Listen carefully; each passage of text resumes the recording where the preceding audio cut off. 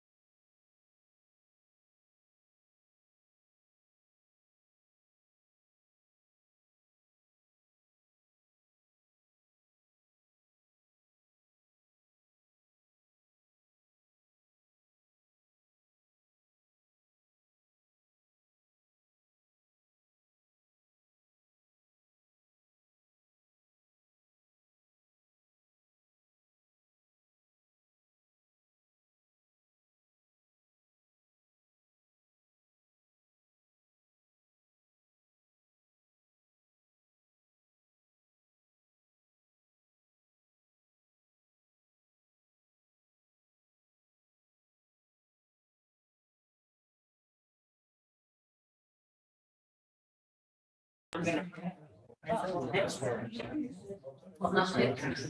at this time, I'd like to call to order the meeting of the Physical Services Committee for July 25th, 2022.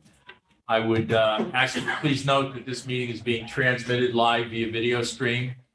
And I ask you at this time also to silence your cell phones, tablets, and other electronic devices. And also be mindful that the microphones here in the statutory committee room are sensitive and robust. And at this time, I'd ask everyone to stand for the Pledge of Allegiance.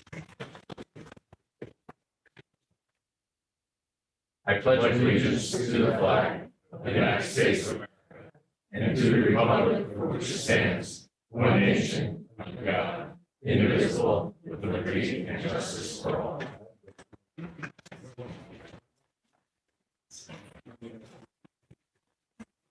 I have roll call, please. Benton. Here. Brescia. Here. Padu. Here. Ramos. Kevin. Here. Tui. Menuda. Here. Cheney.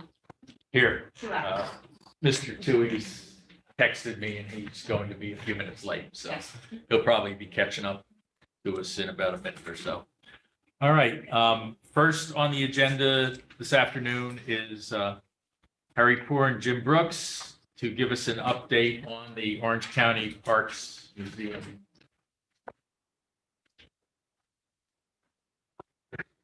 Good afternoon, everyone. Hello.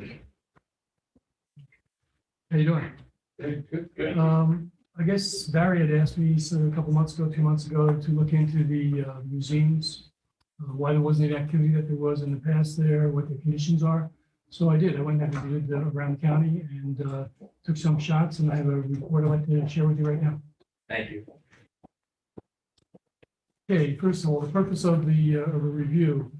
Look at the physical condition of the different museums that the county operates and to identify where there are needs. And then the second part of it was look at the programming aspect of our museums and what was there in the past, what are we doing now, what should we be doing in the future.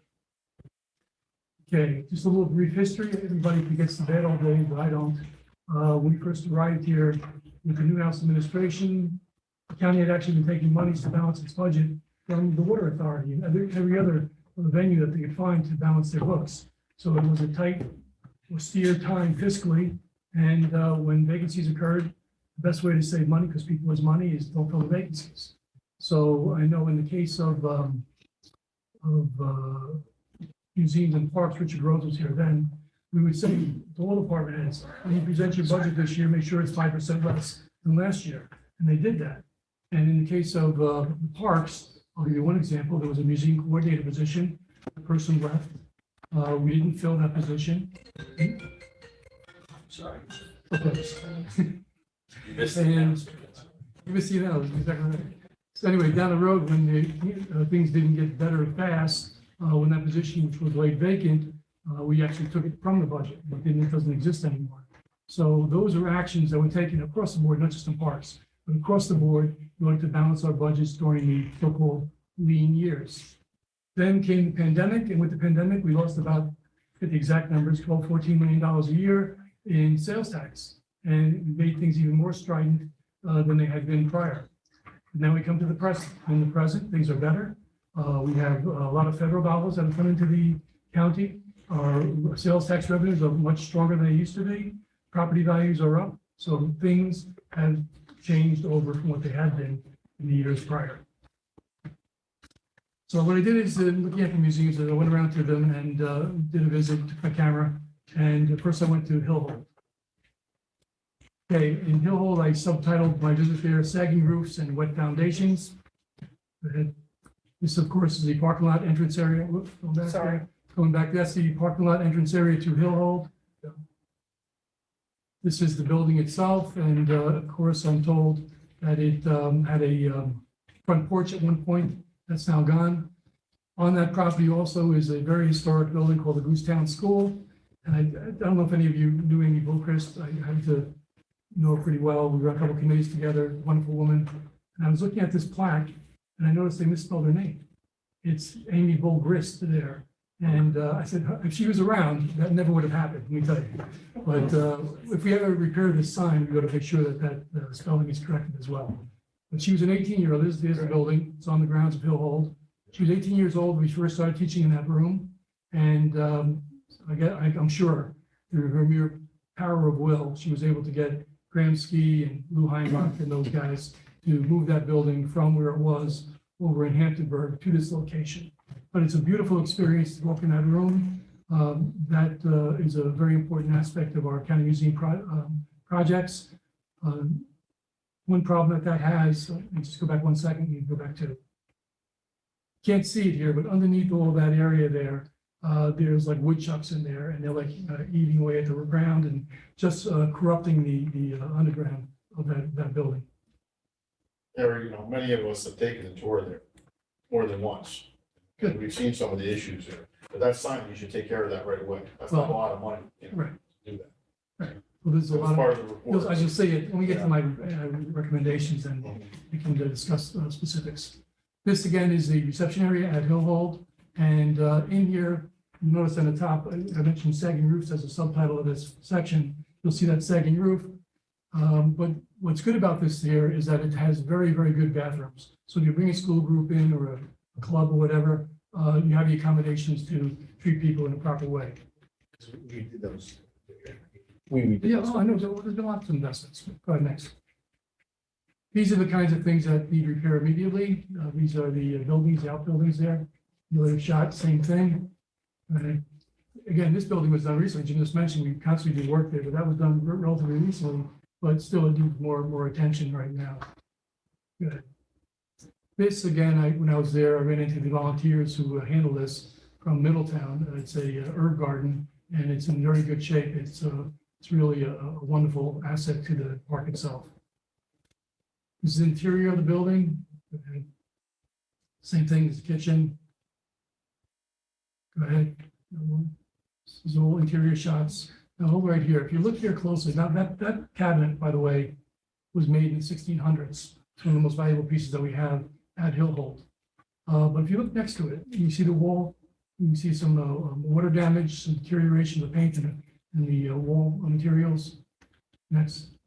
Here's another shot of inside Hillhold, where we can spend some money, spend some time fixing those kinds of things up. Next stop was a brick house. Yeah. Do they still have the animals over at Hillhold? No. Okay. I subtitled this one "Bats in Bathrooms," and there's a reason why. You can see from this shot here, there's a lot of roofing, and a lot of chimneys, and a lot of water that finds its way based on those features. You'll also see on the right through Johns. You bring a school trip here, those children are going to have to use those if they have to go to the bathroom. So, and if you go back to that again, behind that, the John, you'll see what they used to be called a carriage house. I guess it was made into a rental at some point down the road. It's now vacant, but if we were to invest in these museums properly, to be able to accommodate groups and schools, we probably should do something immediately about forming a much better facilities for people who will be visiting. Could be in the building behind it, which was a carriage house. There's an opportunity there to maybe expand the interpretation of that site by rebuilding that carriage house and maybe incorporating bathrooms into that. The bats, did you want to address that? Well, the other question is the issue that came up when I was touring it with Kevin. There were bats up in the attic, and I couldn't go into that room because there's a tarp catching the droppings and all of that.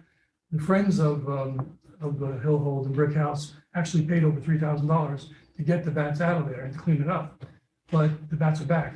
And I guess, again, what I'm told, I'm not a bat expert, but they come in November and they leave in the spring. So we have to find a window when we can go back in there to get rid of those bats and seal the place properly. Again, walking through the home, it's just an absolutely beautiful home. Numerous records are kept there. This one room here is filled with documents. They need to be given better attention. This is a letter from 1868 that tells part of the story of that property. There's more. You'll see there's an abundance of that. Again, the Historic National Trust has put this on their list of significant properties. And that is commemoration is at the site. This again is the building, and again, for you engineers and architect types, if you look over the portico, the area there, you'll see it looks a little damp, and it is need for some kind of cement work there as well, and as well as other parts of the building. Again, more attention to the physical structure itself. Just random shots, building a little, again, a little more love, a little more, care. Again, this shot here, this is the semi-modern kitchen inside brick house. But if you look between the window and the cupboard, you're going to see more infiltration of water and damage that's in there as well. Again, it's a couple of the nice shots here. There's Mike Paduke in the painting there in the background. And keep going. Should have said that. This actually, hold on here. This is Mr. Hill himself. And this painting was done in the 50s. But if you look that little where the curtain is pulled aside, it's an image of what the house looked like in more historic times. So here is the donor of the property in modern times with an image of the house, what it was in prior times. These are some of the things that he owned. These are interesting for you guys who are into hunting and guns. I mean, this building has several of them, and these are the ones that were laying on the bed when I toured through there. Again, historic and important in their own right, part of the story that has to be told at this site. Here's some deterioration of a stairwell.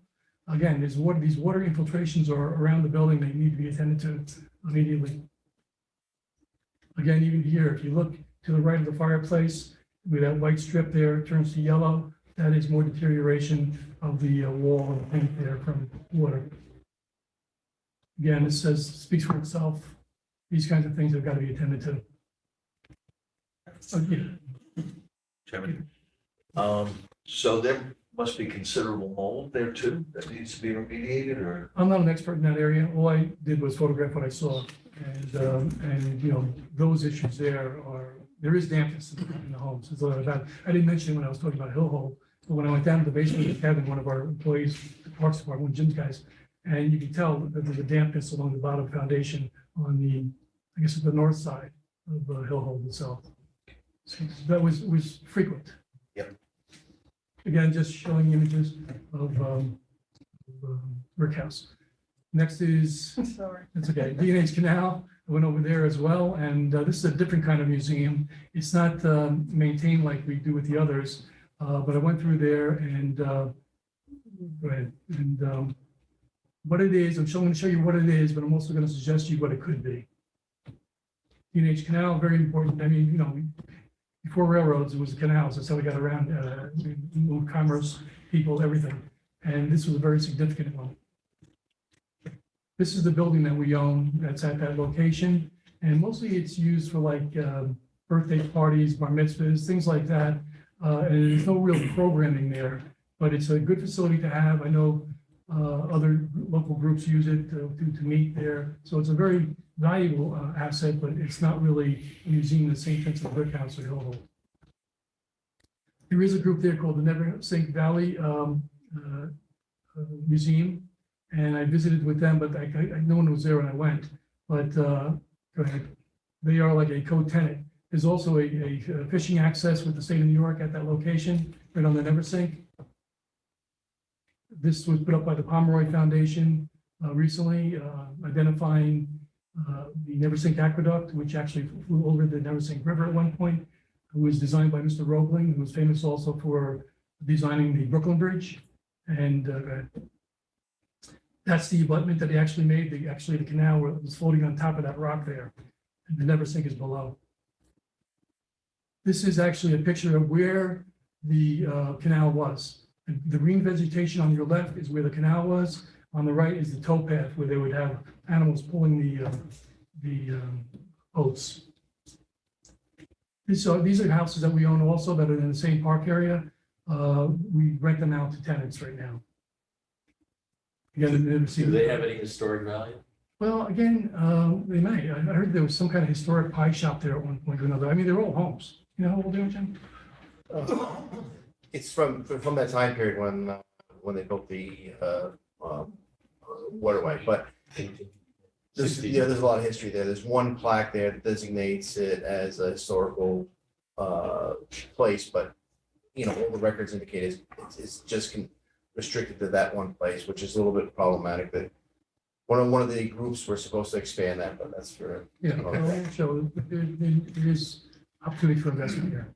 The museum is there also. As you can see, it says hours Thursday, Sunday through 12 and 4. I don't know if they even are open that much anymore. That's the building itself. That's the museum, the separate nonprofit museum. They weren't there, but I put my camera against the window, took a couple of shots. So there is activity there. There's positive things going on there. Again, more opportunity to expand on the story. One of the canal barges that belongs to the museum is in a yard. They also have these kiosks out there that are filled with lots of information, but they run down, and I think maybe possible collaboration with the county might be able to get them the resources they need to update those kiosks. It's one of the shots from on the kiosk. This is, again, shows you sort of like the disrepair and how, it's just a wonderful opportunity to give better information and to spruce that up. I didn't know this when I was touring with one of Jim's people there last week or two, that there's a campground that is owned by the county on the same property as the D&H Canal property. So I took a ride up there, and these are cabins that are kept and maintained by our parks to people, but they're rented out to the Boy Scouts. I guess they go there mostly in the fall and winter time. Yes. So that's, again, another part of the overall asset of D&H Canal Park. Again, this is not like our heritage trail that we're familiar with in Goshen, but that is the old towpath, and on the right is where the canal was. Again, this is another shot, towpath on the left, canal, what once was a canal on the right. But there's other things there too, so you can broaden the story of D&H Canal Park. I came across this sign here of one of Washington's bodyguards who was buried right there on our property, put up by the downtown Deer Park years ago. Again, I didn't know this either, but D.W. Griffith, who was a filmmaker for the silent era, filmed here. I know that Lillian Gish was a Orange County resident and made films with him, but that was done right there in Cutterbackville. And then again, Cutterback, War of 1812, the Delaware and Hudson Canal itself is an important story. And again, here's another thing, at Mount Hope and Lumberland Turnpike. I'm familiar with the Newburgh-Coshocton Turnpike, which comes now called 17K, but I was aware of this. This is part of that story, that whole D&H Canal area. And again, a national landmark. Okay, one last stop on my tour was what I call the Fieldstone Lodge, which is in Conover Hill Park, owned by the county on county property. And it's a cry for help, I call it. This is a beautiful building.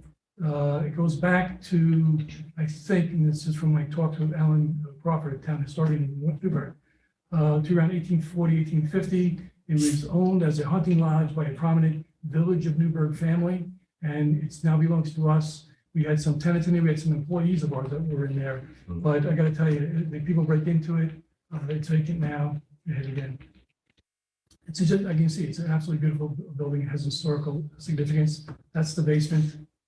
Okay, and that's a part of the basement there as well. And this is the attic. It just needs attention. And this is the interior of the building. And it's modernized in the kitchen in the back there, but really needs, if we're going to keep it as a museum or make it a museum, a lot of investment. That's a new bridge. Does it? Yeah. Relatively new bridge to get to it. So after doing this review and talking to people in the community, my recommendation to this committee is that we put $2 or $3 million aside as a capital reserve fund under the charge of Mr. Brooks here, that we also create that's the capital point. That's to fix the things that need fixing. But part two is the museum program itself. And I think we have, as a matter of fact, you'll see the 2023 budget. We've restored a full-time museum coordinator in his budget. And talking to people like Tamara Mosen and others, I asked what would be required to get a strong interpretive program back at Hillhold and Brick House. And the recommendation is that it's 2 19-hour per week historic interpreters. Now, beyond that, you got to tell people what you're doing. So I would take some money also and put it in for promotional materials and for advertising and for outreach, so that the community knows that we're open and ready to do business. And that's it. Questions, comments from the committee? Legislator Menuda. Thank you. Appreciate the information. That's a great first blush. Covers some of our properties, but not all of them. I would like to see a building condition survey of these. Obviously, we've detected some issues. There's obvious moisture in the buildings. Are these buildings heated and cooled all year round? In Brick House, for example, it was a steam boiler when I got here that it needed to replace it with another steam one. Years later, that one went, so now there's electric heating there, but they're all winterized and they do have, heat and cool, well, not air conditioning, but they are heated during the winter. Okay, But because not to 75 degrees. sure. The intent of my question is that if the building is not maintained at a constant temperature, then you are going to have serious deterioration over time. That's where you're going to see all the paint peeling, especially on those plaster walls, if we don't maintain a constant temperature. So that's something we should be doing year round. Yeah, that's what's happening. That's, it's that spalling, that it's concrete, so the minerals are being pulled out through the heat and thaw. Right. So, I mean, I would really like to see a full building condition survey on this, qualified professional, take a look at all of these, because there's seriously, just from the images that I've seen, Yeah. there's seriously some internal issues going on that need to be addressed. And if we're not maintaining that on a regular basis, that's shame on us for doing so.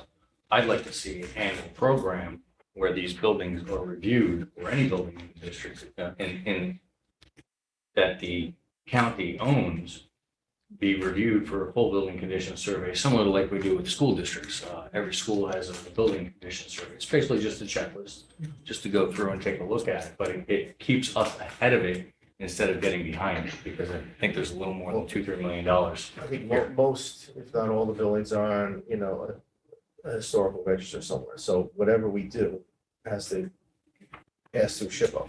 That's not where I'm going with that. Mine is on a constant maintenance schedule so that we don't get into this position. Well, again, I only looked at museums. I was looking at Coesi, I was looking at this building even. I mean, I'm looking at museums. That's all the focus was on. Fair. And why it's a random 2 to 3 million is because you probably will take an assessment to figure out how you want to spend and where you want to spend. That'll be part of the program. Thank you. Legislator Gresham. What would the 2 19-hour a week historic interpreters do? What they would do is that there are stories to tell at all of these sites. Somebody's got to be educated to do that. Somebody's got to be there to tell that story. And it's sort of really going back to where we used to be, where we had those kinds of individuals. But through, like I said in my brief history there, through the austerity years, through the pandemic, those services changed and were not available like they had been in the past. Also, I think, again, talking to Tamara and others in the area, things have changed. Maybe there might be not be an interest in school children anymore about coming to look at these things. You got to advertise it. You got to advocate for it. You got to let them know that it's available. Interpreters are the people that will tell the story once you get the people to come to these places. You could also get volunteers that could receive tips like you have in Hemingway's. Oh, it's done quite often in many parts of the country. Yeah. You know, Hemingway's house, you see it in South Carolina. I've been to many of these stores. Yeah. So I know. Okay, I know. I've been to Hemingway's You guys think outside the box a little bit. It doesn't cost the county so much money sometimes too. Besides, in addition to 2 19-hour. Oh, no, A lot of things sure. we could do. I mean, and I don't know what the admission is. You told me something about the admission at home. What was it, where it used to be? What was it, Danny? It's $3. $3. I mean, It's good that I think you may look. that should be raised a little bit. It's 2 and 5, I think. I get Yeah, exactly. I that don't should remember be, and what it there's, shows. you know, we need to do other creative kind of things like that. If you're saying volunteers in addition to the paid, I'm with you. Okay, but you have to have the paid people. And you need the traffic as well, but I think maybe You need the if you have that, you're gonna get more traffic. Right, you gotta have it. That's why I said budget for promotional materials and advertising. You gotta let people know that they're there. So I would say volunteers, absolutely. But you need to pay people as well. But I mean, just the paint and some of this other stuff, you don't need SHPO's approval to. I don't know you about that. I don't know about that. Yeah, I mean, I know I've dealt with SHPO enough times, but I think some of the stuff is just maintenance, you know? I think SHPO could be an advocate and a help, not a hindrance. I hope so. Yeah. I mean, it works both ways. It does, you know. You definitely, you know, We had SHPO issues right here with the government center too. but to Joe's point, the assessment is, yeah, I think it's very important because it gives you a starting point. You know, you're gonna assess the buildings and maybe it's, and you get a real idea of what the cost is once you go down that road also. So maybe it's gonna be 1.5 million, maybe it's gonna be 3 million, we don't know. But once, That's why you got the Maybe rate. it is, but let's, some of the stuff we could do almost immediately. Because you know how like, let's do a study and we spend money on study and things don't get done. Then I've seen it over the years. I understand, but as far as like inside the house at Hillholt, I could be wrong and I'll triple check. But if you're talking about going in there and painting and fixing woodwork and, you know, leveling floors, I don't think you can do it without SHPO's You blessing. can't do I mean, it. maybe. That I maybe- understand.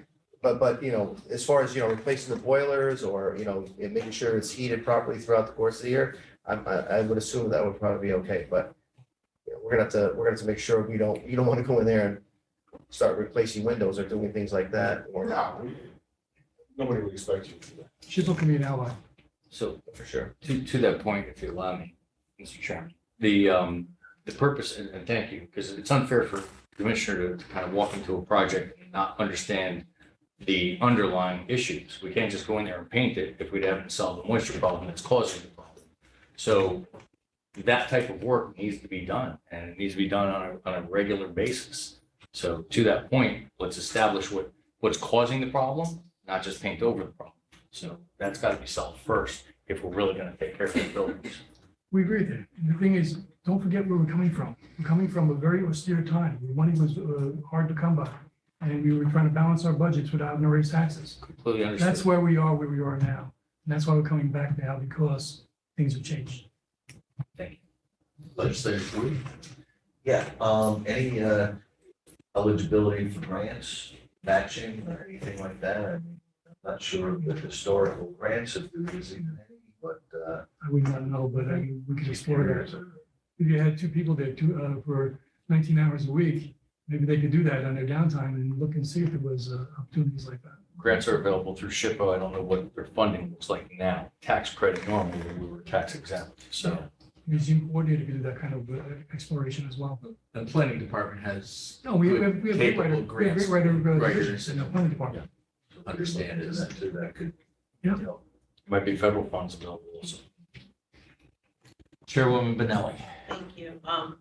Harry, you mentioned in the beginning the $2.3 million for capital reserve. You're putting that in the 2023 budget, correct? I did not put the 2.3 million. What I put in was the full-time museum coordinator, and I'm going to Oh, put in okay. the two 19-hour-a-week interpreters. Okay, because that's what I was going to ask next. Was No, that in the yeah, budget? 2.3 million is a request. It's not It's not part of the not capital part of the plan. budget, no. It would be in addition to those $14 million projects, I see. Maybe- Okay, maybe 16 or 17. I see. Okay.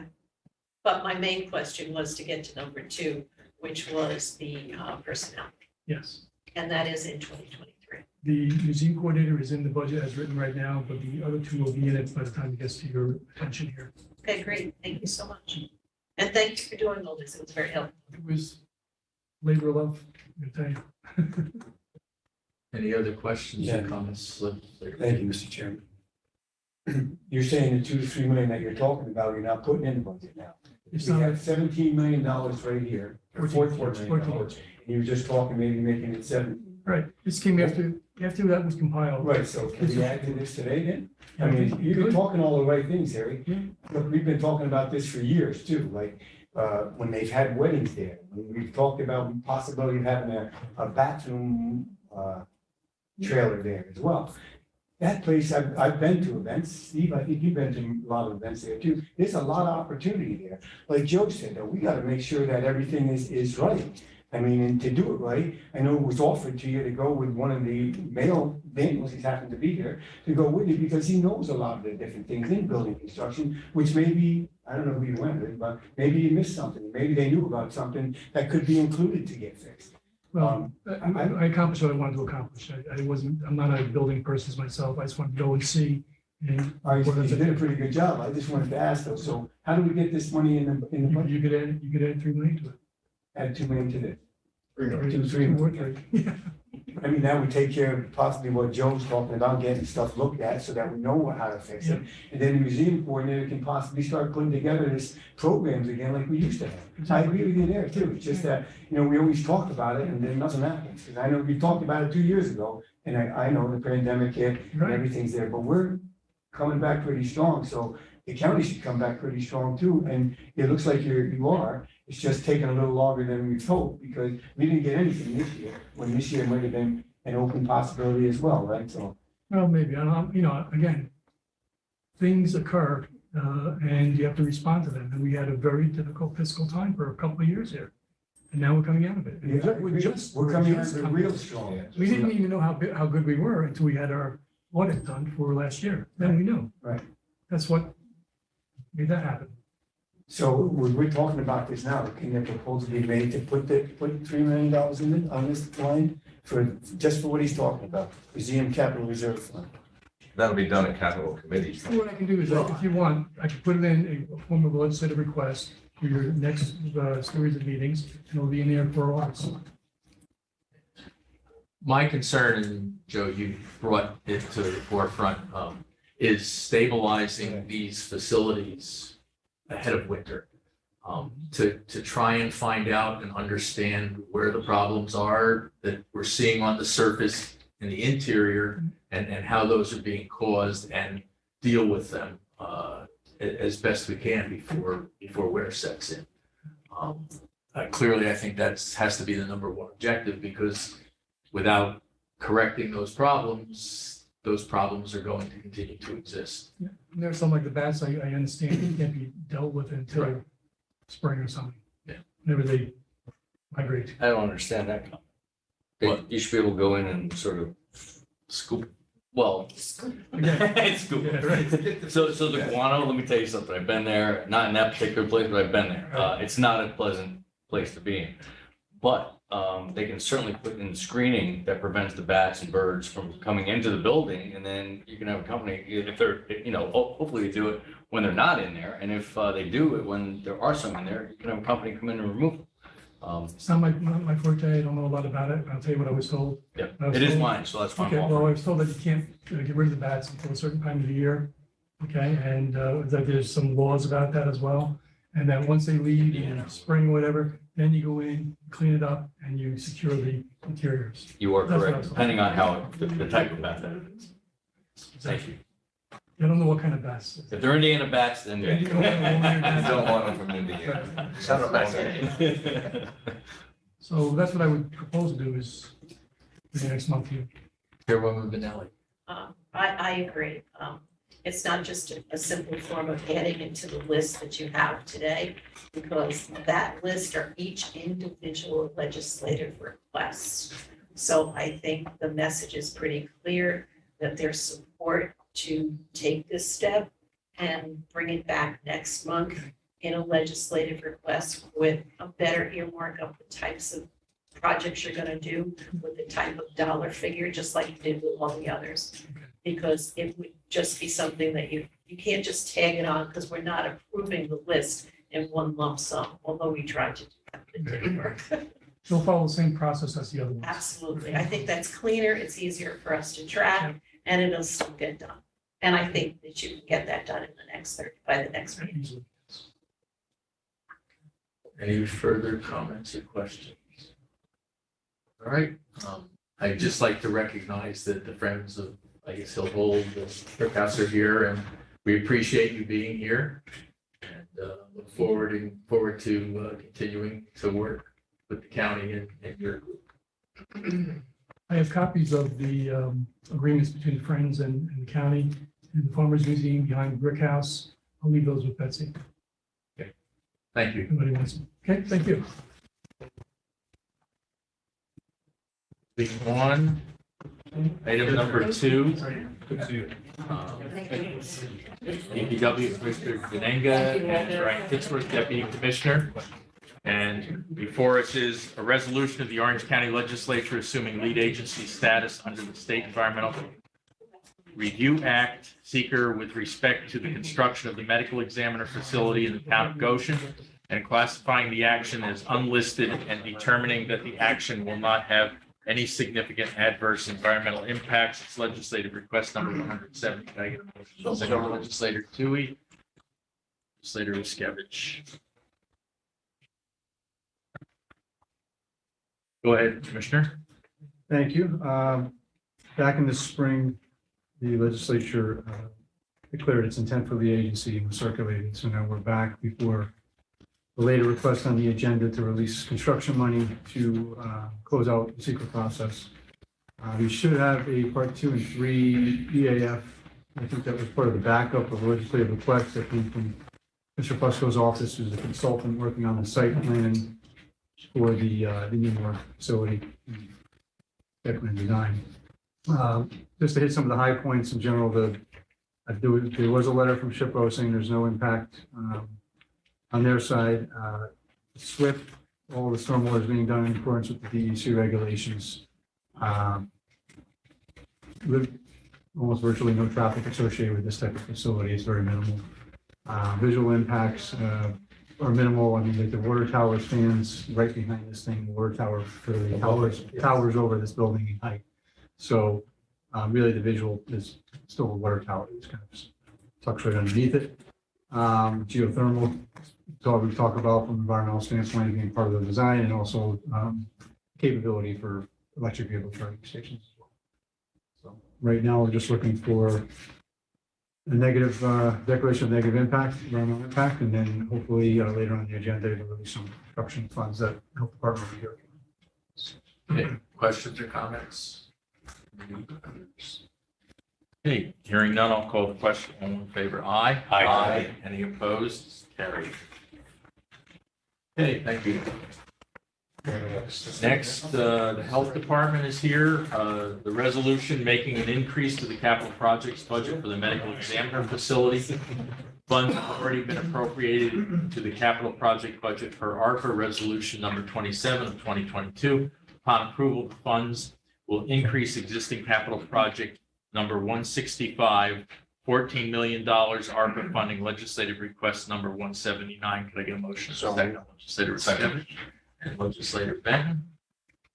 Go ahead. All right, we are here for ARPA money part 1, I'll call it, for 14 million released. We're still working on an estimate. We're still waiting for an updated estimate. We expect it every day, but any day now, but the latest estimate is still 21 million. And then it's for building, construction, and furniture, fixtures, and equipment as well. So that's all in. It does not include engineering or construction management costs or special inspection costs. Do you have an estimate on what those might be? Those are in the neighborhood. Well, we already know what the construction manager and the design cost is because we know those are current contracts. They're about 1.2 million combined. And then special inspections will be also, that's another contract we'll put out for them. Later, Menuda. Did those contracts increase based on the value of the work? No. Thank you. Any other questions or comments? Hearing now, I'll call the question. All in favor, aye. Aye. Any opposed? Carried. Thank you. Next, Yeah, you are. Parks Department. First item we have is a request supplemental appropriation to the capital projects budget for capital improvements at various parks locations. Project has been approved under the 2022 capital project plan as project number 93. Upon approval, a new project will be created, $100,000 bonding legislative request number 169. Can I get a motion? Second. Second. Tui and Menuda. Go ahead, Commissioner.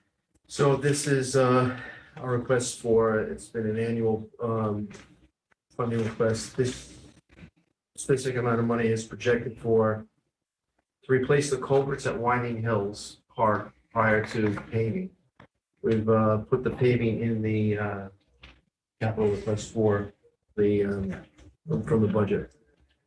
$25,000 to expand the dog park in Newburgh. Algonquin Park.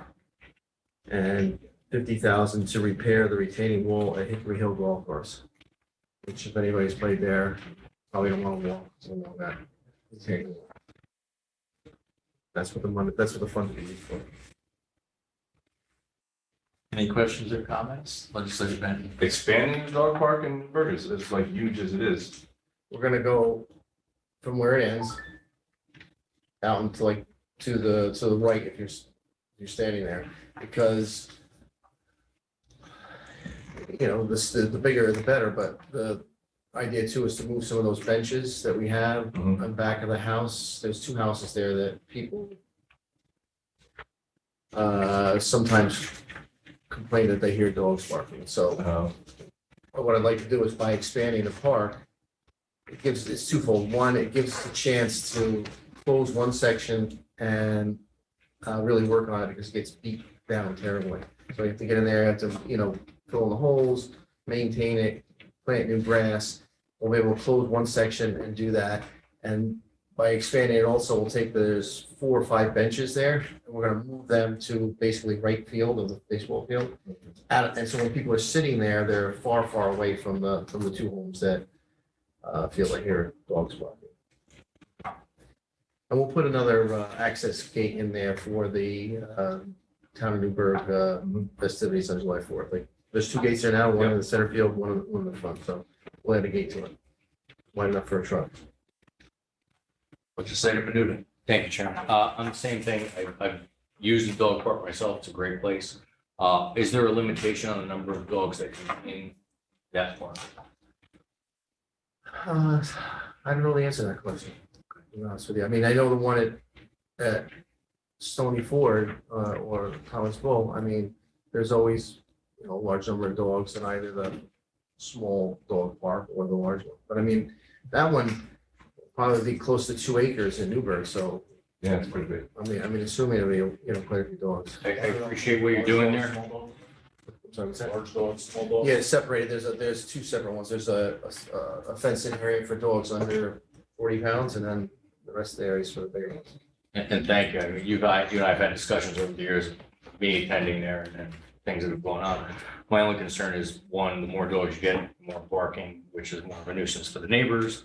If we could kind of maybe separate some of that and the number of dogs that are in the park, I think it's going to do a couple of things, both for the people that are there, myself being a participant.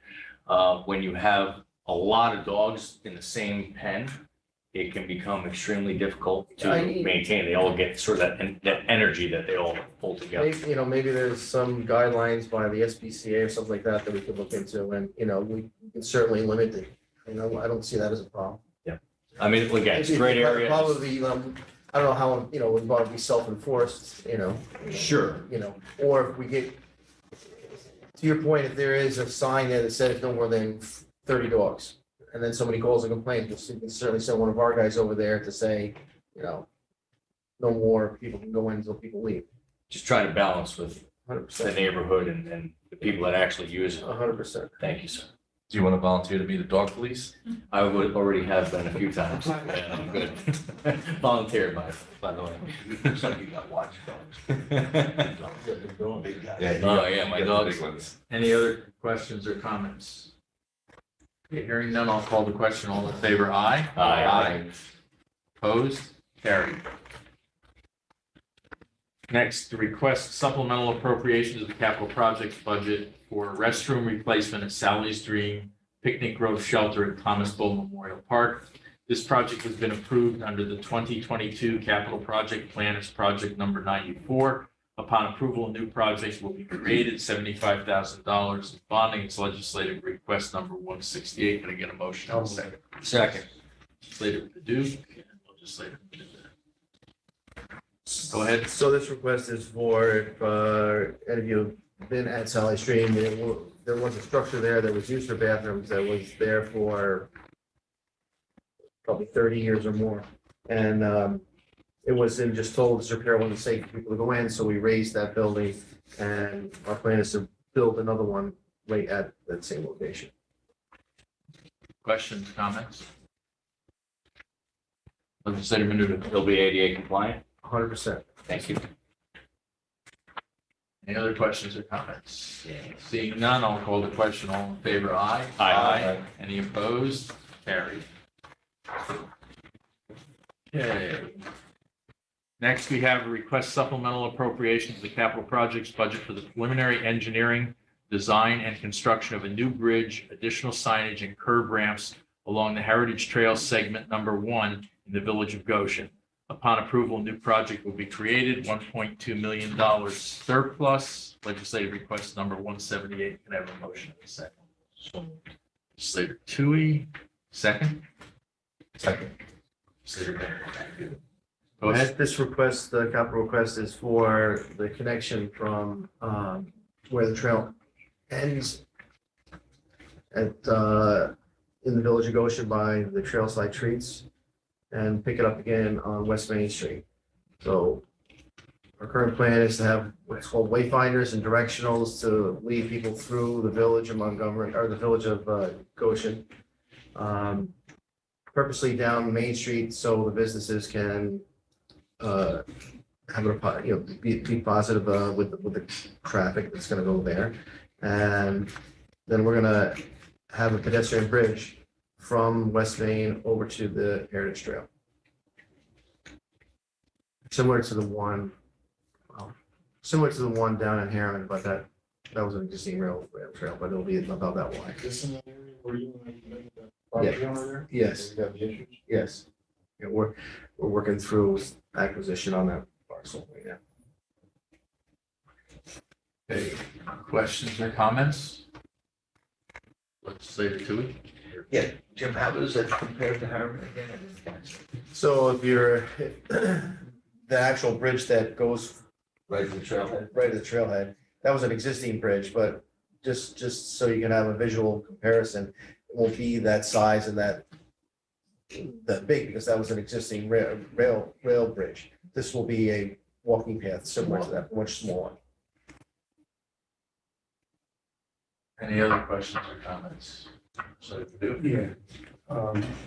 These all say surplus after, they're not on this sheet though. They are. They are? Yeah. You don't see Algonquin. It's one of the, on there. It says 50 grand here, that says $1 million.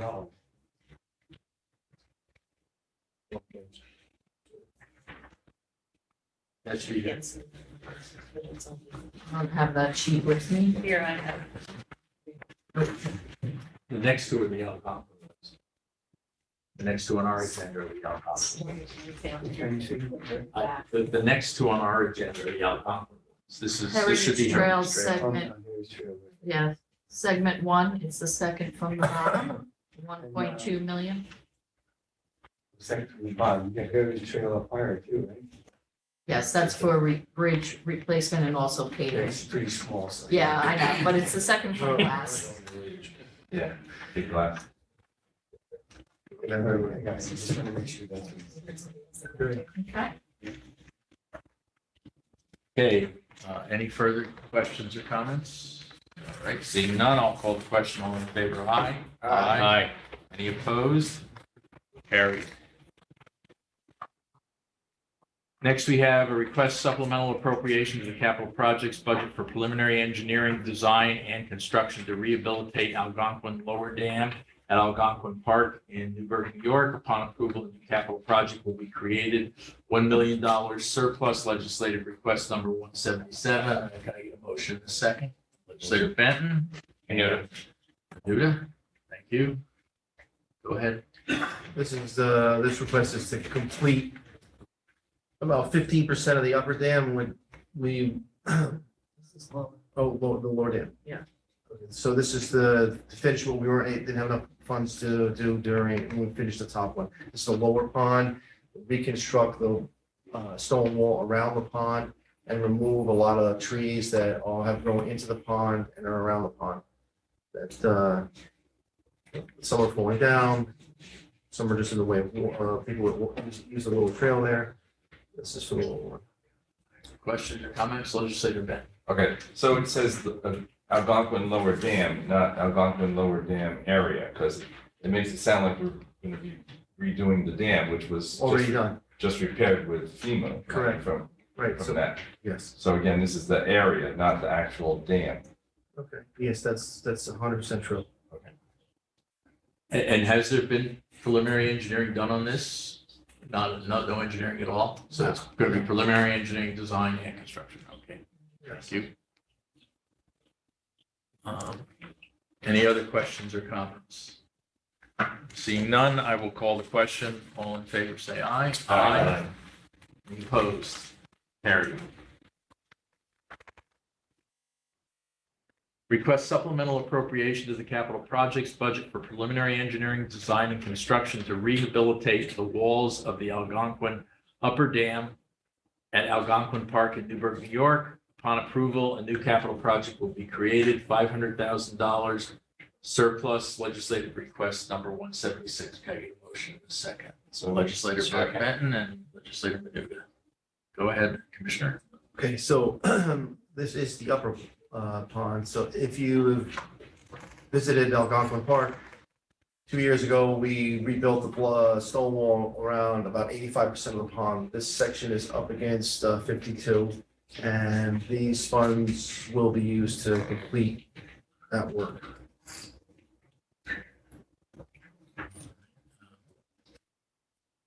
Any questions or comments? No, I'd like to compliment the department for clearing of all of the brush and, a lot of the trees on the island and the big dead tree in the corner. All those things that were there for years and years and years. Thank you. All right, anything further? Seeing none, I will call the question. All in favor, aye. Aye. Any opposed? Carried. Okay, request supplemental appropriation to the capital projects budget for preliminary engineering, design, and construction of 4 concrete bridges to replace existing wooden bridges on the Heritage Trail in the towns of Chester, Blooming Grove, and Monroe. Upon approval, a new capital project will be created, $1,060,000 from surplus legislative request number 175. Can I get a motion on the second? Legislator Tui and Legislator Menuda. Thank you. Go ahead, Commissioner. This request is exactly for that, for the four bridges that currently from Chester to Monroe. They're wooden and are not wide enough for emergency vehicles. This would allow us to put a bridge similar to the ones that are now from Hartley Road to the city of Middletown, concrete structure, wide enough for emergency vehicles and parks equipment to cross. Any questions or comments? Legislator Tui. Where's the one in Monroe? Because I know in Harriman, that bridge, we can't get, what I just referenced before in Harriman. I know this is in Monroe, so at least that if emergency vehicles had to get on in Monroe, So that they would be there several, So it's just past the parking lot going Oh, north. okay, yep, yep. And then there's 3 other ones as you get to Chester. They're the crossings.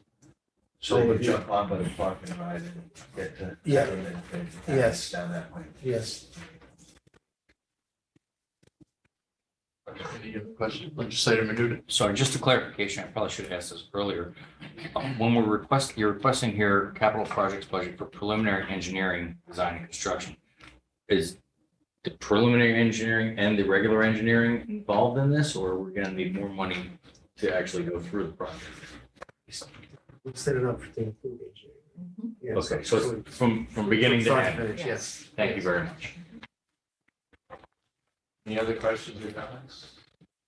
Okay, seeing none, I'll call the question. All in favor, aye. Aye. Any opposed? Carried.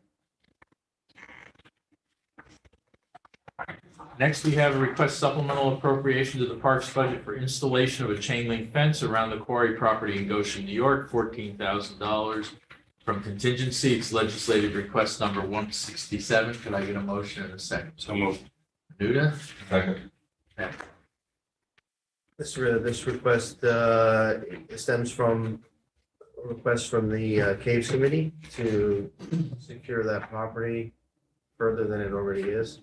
This runs approximately 400 linear feet alongside the road to prevent people from accessing the property. So just for clarification, while it says around the Quarry property. You've clarified it to say that it's 400 feet along Quarry Road. Yes. Yeah. Yes, that's correct. Yep. And includes a gate. And a gate. Because right now, if I may speak. Yes. Right now, the gate is hidden behind weeds and brush and with, obviously, trees falling all along that pathway. But yes, with the, gain notoriety from our cave committee as well as everything being live streamed, we feel it's needs a little better protection, than it currently has. Legislator Menuda? Thank you. With regard to the fence, I don't know what the finish would be, or how the committee wants it to look. But I would think we would want something that would sort of maybe camouflage. You don't want to put up a brand new fence and people say, oh, there's a brand new fence, right? I want to see what's on the other side. Exactly. So rather than draw interest, I don't know what. This is a 6-foot high, black cage fence, very similar to the, Is black vinyl coated? very similar to the one at the dog park. That should do the job, I think. Thanks for the clarification. Okay, any further questions or comments? Okay, seeing none, I'll call the question. All in favor, aye. Aye. Any opposed? Carried. As chairman of the cave committee, Thank thank you. you, everyone. Thank you, Jim, for your work. Thank you. Next, we're moving into the motions for the airport.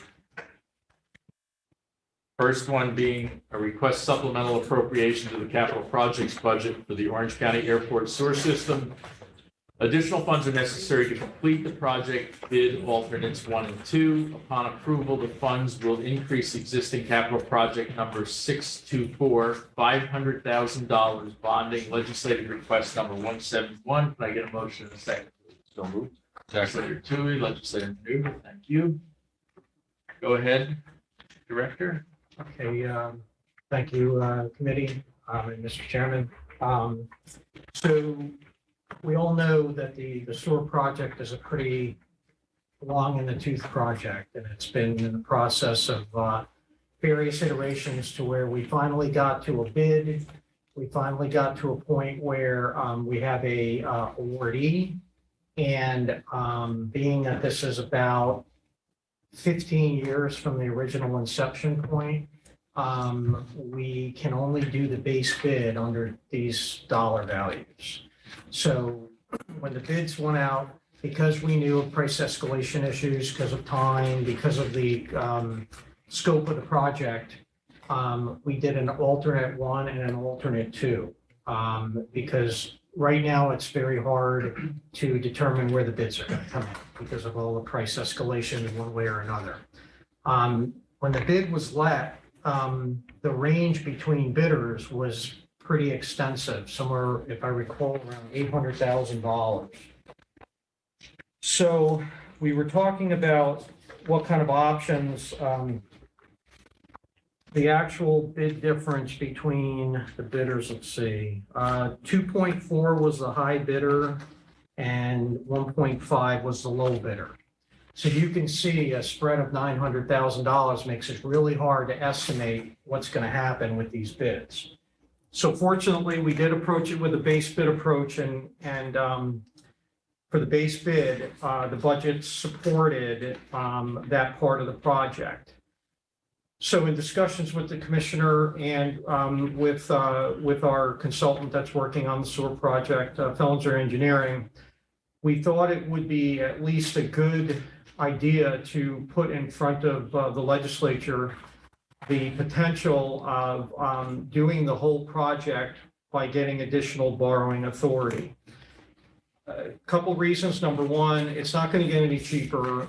Number two, it took this long to get to this point. I'd hate to have a situation where we have to spend so much more time to get the other pieces of this puzzle done under the current environment. The need is there. The sewer system installation has been a long-term project for the airport, in addition to the water, which is under a separate bond agreement and grant agreement. There also was presented to me that there is, because it's an municipal infrastructure project like water and sewer, that there might be an ability for the airport to try to get post-grant funding because of the scenario where it would be, the system would allow the two municipalities, the town and the village, to become a continuous loop. And by the scenario of that being put on the table, the airport might be eligible for grant funding after the fact that would defray the costs of some of these proposals that are being put forward right now. So not that it's guaranteed, but the state wants to have municipalities interconnected for obvious reasons. And that might be a good case for us to try to see if we could pursue that type of post funding if available. So the numbers that were put together put us in a position where for an additional $500,000, we would be able to continue the alternate 1 and 2, and that would essentially connect all of the main side portion of the airport. That includes the administration, the terminal, hangar, all the commercial hangars, and the new SRE building that's under construction right now, and the maintenance facility that DPW shares with the airport for the snow removal of the northern part of the county.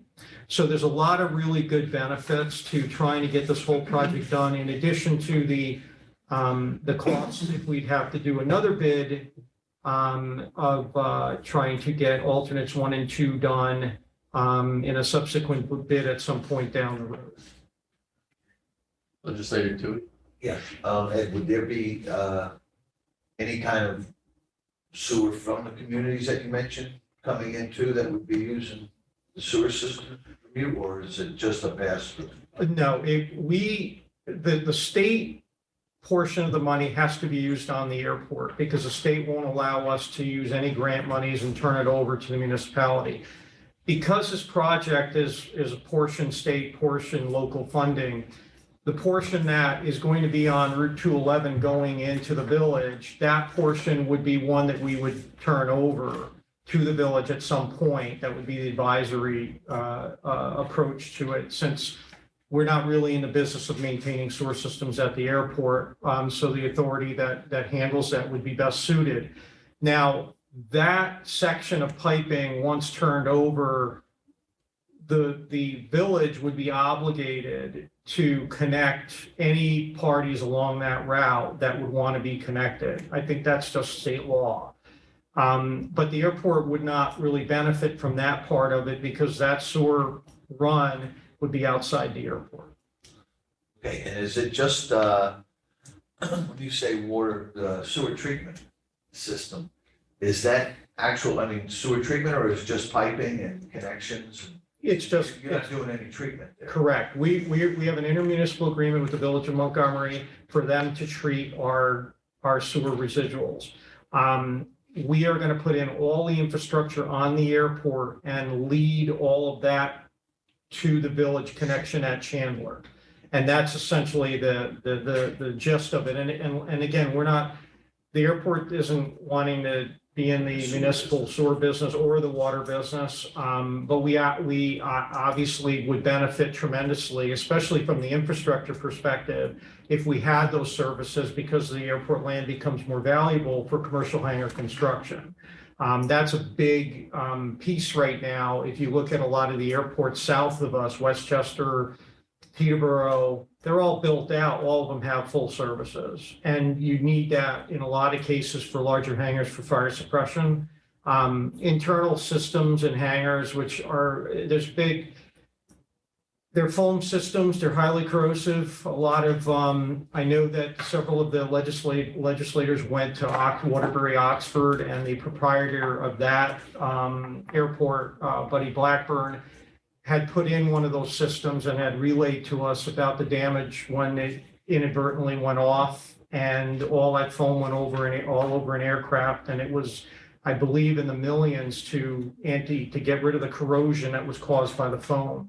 So foam systems are not really in high esteem unless you're forced to have them. And they're also quite expensive. You're looking at about $500,000 to be able to install for a moderate sized hangar. So the water suppression is really a big thing for us as far as marketing for the future of the airport So for you're hangar all construction. water now or no foam? It would be all water, high pressure water. Yeah, foam, again, foam is something that you're using if you don't have any other choice, because if one goes off by accident, it's a very expensive accident as far as, I see the commercials on TV now about the class action suits, about if you've been exposed to fire. firefighting suppression foam. Yes, And so it not only does corrosion to the infrastructure, but also to people possibly using it. So it sounds great. Thank you. thank you. Chairman. Legislator Benton. How do you put out a plane fire with fuel, with water? Doesn't it just spread the fuel? Well, what you're looking to do is protect all of the assets around that aircraft. You might lose the aircraft. The goal is to put down as much of the flame as possible to preserve everything in its vicinity. A lot of times with jet fuel has a high, it's like diesel, it has a high flash rate as far as igniting, but once it ignites, it's pretty tough to put out. Right. So a lot of the goal is to protect everything around the aircraft. You're probably not necessarily going to protect the aircraft. Depends how big it is. Sometimes you have some type of minor APU fire, auxiliary power unit fire, that really has a lot less fuel demand. So you might be able to do that. Plus some of the aircraft, depending on whether they're powered or not, have fuel shutoffs. There's a lot of variables. And that's why under those circumstances, the best shot you have of keeping it down is high pressure water. Any other questions or comments? I'm trying to just understand, so the $742,000 that's part of the base bid for the low bidder, that covers bringing the line from the village of Montgomery out to the property? And then the other two alternates cover work that would be done on the airport property? That's correct, Mr. Chairman. So alternate one will run the piping from the intersection. If you're familiar with the airport, you have the three gates. You have the main gate and then the two right winging it. It would run down gate 2, run along Hangar Road, and it would pass the DPW a maintenance building that's shared with the airport for snow removal, and or the airport puts their mowers and stuff in there when it's not being used. It will also run to where the new SRE building is going on the other side of the salt barn. And that we would support that building in addition to hangars D, F, and I believe E. I'm pretty sure E was covered in the first phase. So D, F, the two maintenance buildings would be covered in Alt 1. Alternate 2 will cover hangars B and C, which is at the farther western end of the airport. One is a maintenance facility, the other is an aircraft storage facility. And you mentioned state funding, where the state funding would be applied to which one of these? Would it be the main or would it be the two? Well, the state funding is going to be applied to the engineering, the aspects of the resident engineer who's observing the construction, and all of the piping that's going to be on the main side of the airport from the terminal through the field along the fence line of Dunn Road to the street of 211.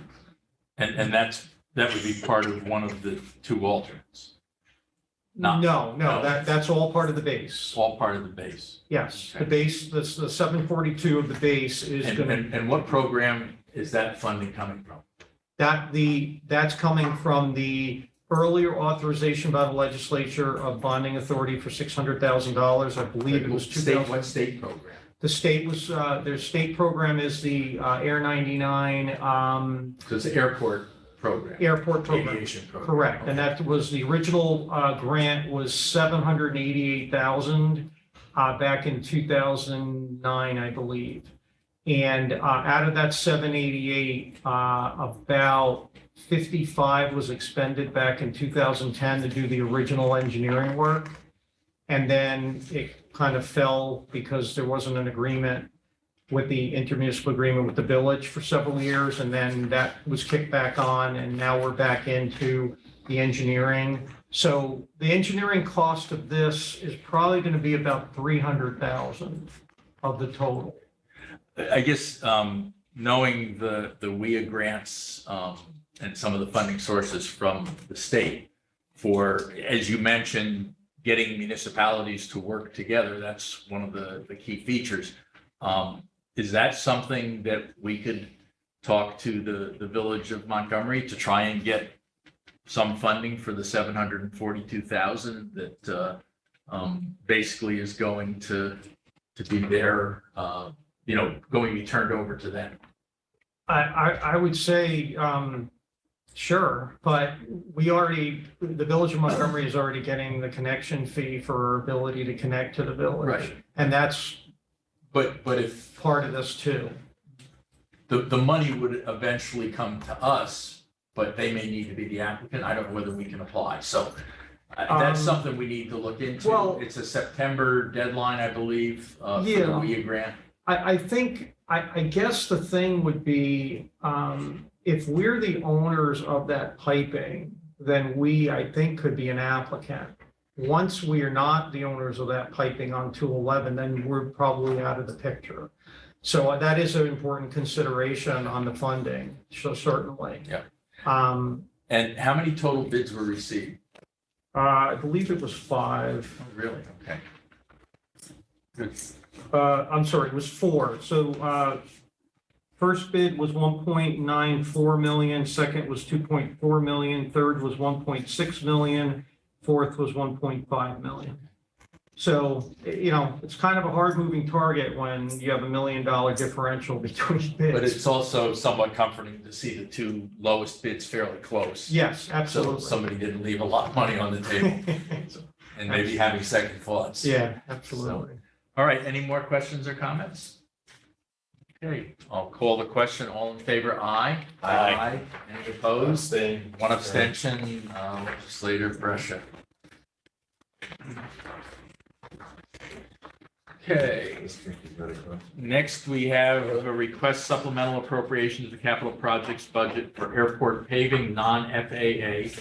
This project has been approved under the 2022 capital plan as project number 6. Upon approval, a new capital project will be created, $50,000 in bonding. It's legislative request number 173. Could I get a motion in a second, please? Legislator Menuda, Second. Legislator Ben.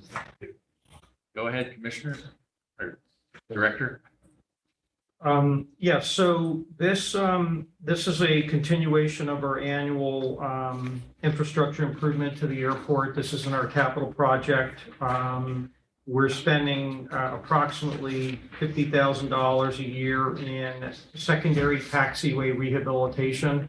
The airport has a lot of pavement, as we all know, and some of that pavement is well beyond its useful life, and it's not in the window of FAA funding because it's revenue generating pavement. The FAA will fund everything pretty much that's non-revenue funded or revenue generating.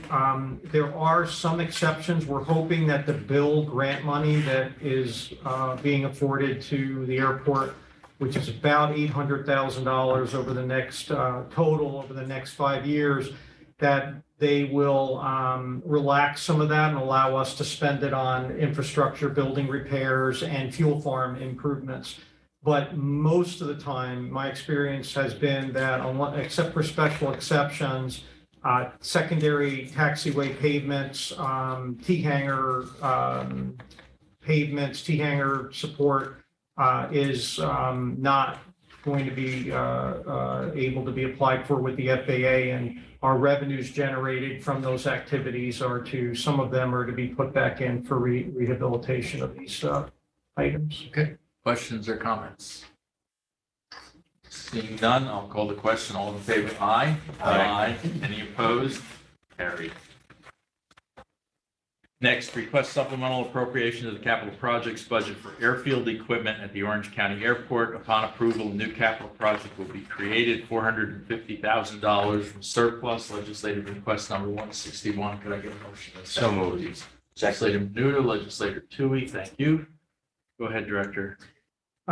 The request here is for two pieces of equipment that are not funded by the FAA, mowing and any snow removal allotment outside of our one-piece allotment, which in our case, we were given an exception and are given two pieces by the FAA. We do have to replace a very important piece of equipment, which is our loader. Our loader's 80s vintage, very high cost to repair it if we can even get it repaired at times. This was a really important opportunity to get that replaced. Now, that loader, in addition to doing field work, like currently, we need a loader to do the milling layout of the transient line that was milled last week. And we're putting all those millings out on Navajo Road, which is the entranceway for the air show.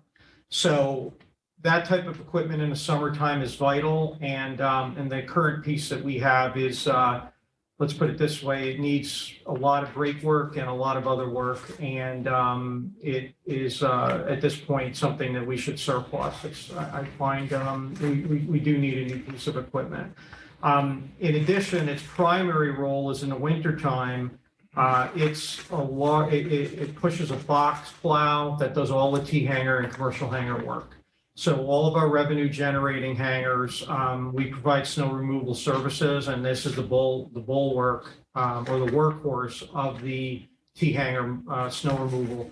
The FAA equipment is used largely for the runways and taxiways, which is the big Kodiak plow and the snow blower, the large snow blower. So this is a vital piece of equipment for us to continue to grow the airport and maintain it in the way the customers expect it to be done. The second piece of equipment is, as we all know, we have somewhere around 350,000 acres of grass to cut out there. And we use 20-foot thrashing mowers, or I don't remember the name of the mower, but it's the big yellow ones you see the DOT on the side of the highway use. So our New Holland tractors are also quite old, and because of wildlife concerns and so on, we need to stagger our equipment purchases so that we always have a mowing piece of equipment available if there's a failure of one of them. Right now, we've got two. They're both about the same vintage and have a variety of issues between hydraulic, air conditioning, so on. And in this weather, I can't put an employee in basically a greenhouse of a tractor mowing in 96-degree heat. So staggering our purchases of this equipment is really prudent so that we don't have everything fail at the same time. We are replacing equipment as it's needed. So that mower and the mower deck are part of that effort to make sure we have the proper equipment to handle a lot of mowing. Mother Nature's helped us out a little bit the last 2 weeks because everything's burning up out there, but that's not always the case. Sometimes our mower, our gentleman that's designated as the mower mows all summer, every day. I bet he was mowing all spring too. He was. It was raining.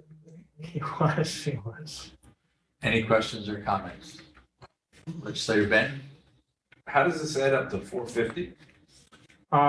There is, 200,000 was the, 260. well, 200,000 was the tractor and mower deck, 250 was the full-size loader, which was on another spreadsheet. that we- No, it was not. Yeah, what, am I missing something there? It's 450, but I Are apparently. you looking at this? The John Deere says Yeah. it's 315. The sheet that accompanied Which the one? legislative request has the John Deere at 315. 110 plus 349. Yeah, 110, that's 329. Right, so that's 440. 440. That's a combination. This is an estimate. Originally, when we had discussed on the spreadsheets, some preliminary discussions, we had preliminary allocated 200,000 for this equipment, 250 for another. Ed has some actual quotes. It's difficult to get quotes right now from vendors. The first vendor we tried to get a quote from Sullivan County said, I'm not giving you a quote because I don't know my price next week. We did get H&M Equipment to give us a quote on a New Holland cab tractor. I can provide, I just got these copies today. I can provide this to submit to, Actually, you should probably just give it to Mary Ann so that she can have it for Ways and Means tomorrow. as well. So the range is about 86 to 90,000 for the mower, for the tractor, I mean, and about 25 to 30,000 for the deck. On top of the estimates that were given from Jesco for the loader.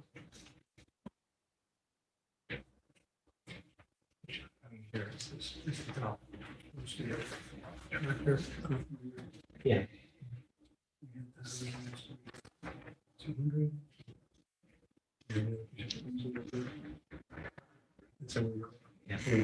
So the numbers are gonna be a little bit better on the tractor, again, from what we got today. So maybe you can re-sign these for tomorrow, so that it adds up to 450. That's fine.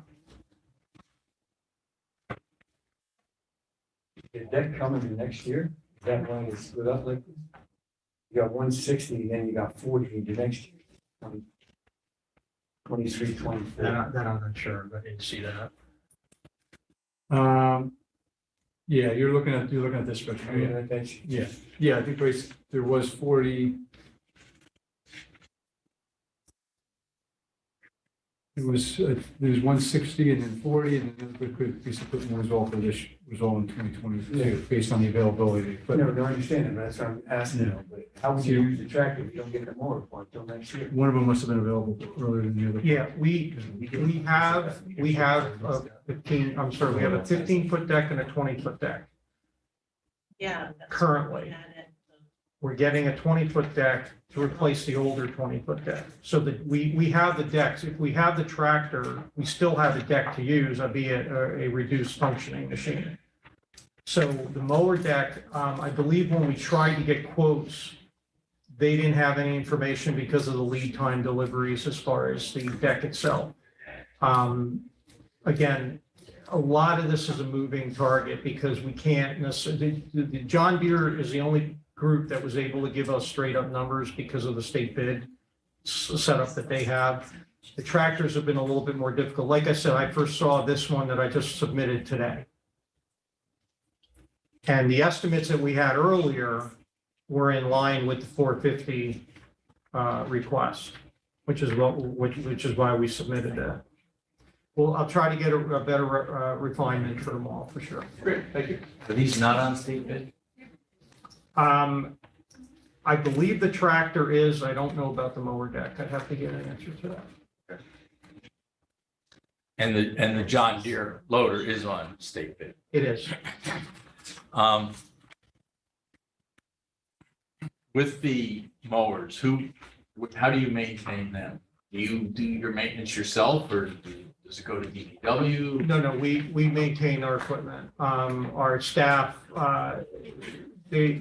they have a very good setup of PM where after the machine is used, it's washed down and it's greased. And we regularly grease the machines because it's a long period of time between replacements. If we didn't do that, we'd be struggling. Yeah. And then on the loader, how many hours a year do you put on it? You know? Typically, the mowers run about 35 to 40 hours a week during the entire summer. Like I said, this year is the first year in the time I've been at the airport where we've been able to skip a cycle. Most of the time, the mowers the decks are running, if not, one is running all the time. Sometimes we have to have two. Depending on the amount of rain that we're getting. But that's the mower. I asked about the loader. Oh, I'm sorry. Okay. The loader is, hours wise. Wait, I could probably get you that number, but my estimate is let's say we have about 8 storms a year And a typical storm duration is about 12 to 15 hours as far as work. So we're looking at maybe 250 to 300 hours a year. And again, the loader is responsible for, it pushes about a 15-foot box plow, and it works all the ramp areas and all the T-hanger areas. It's a very important piece of equipment.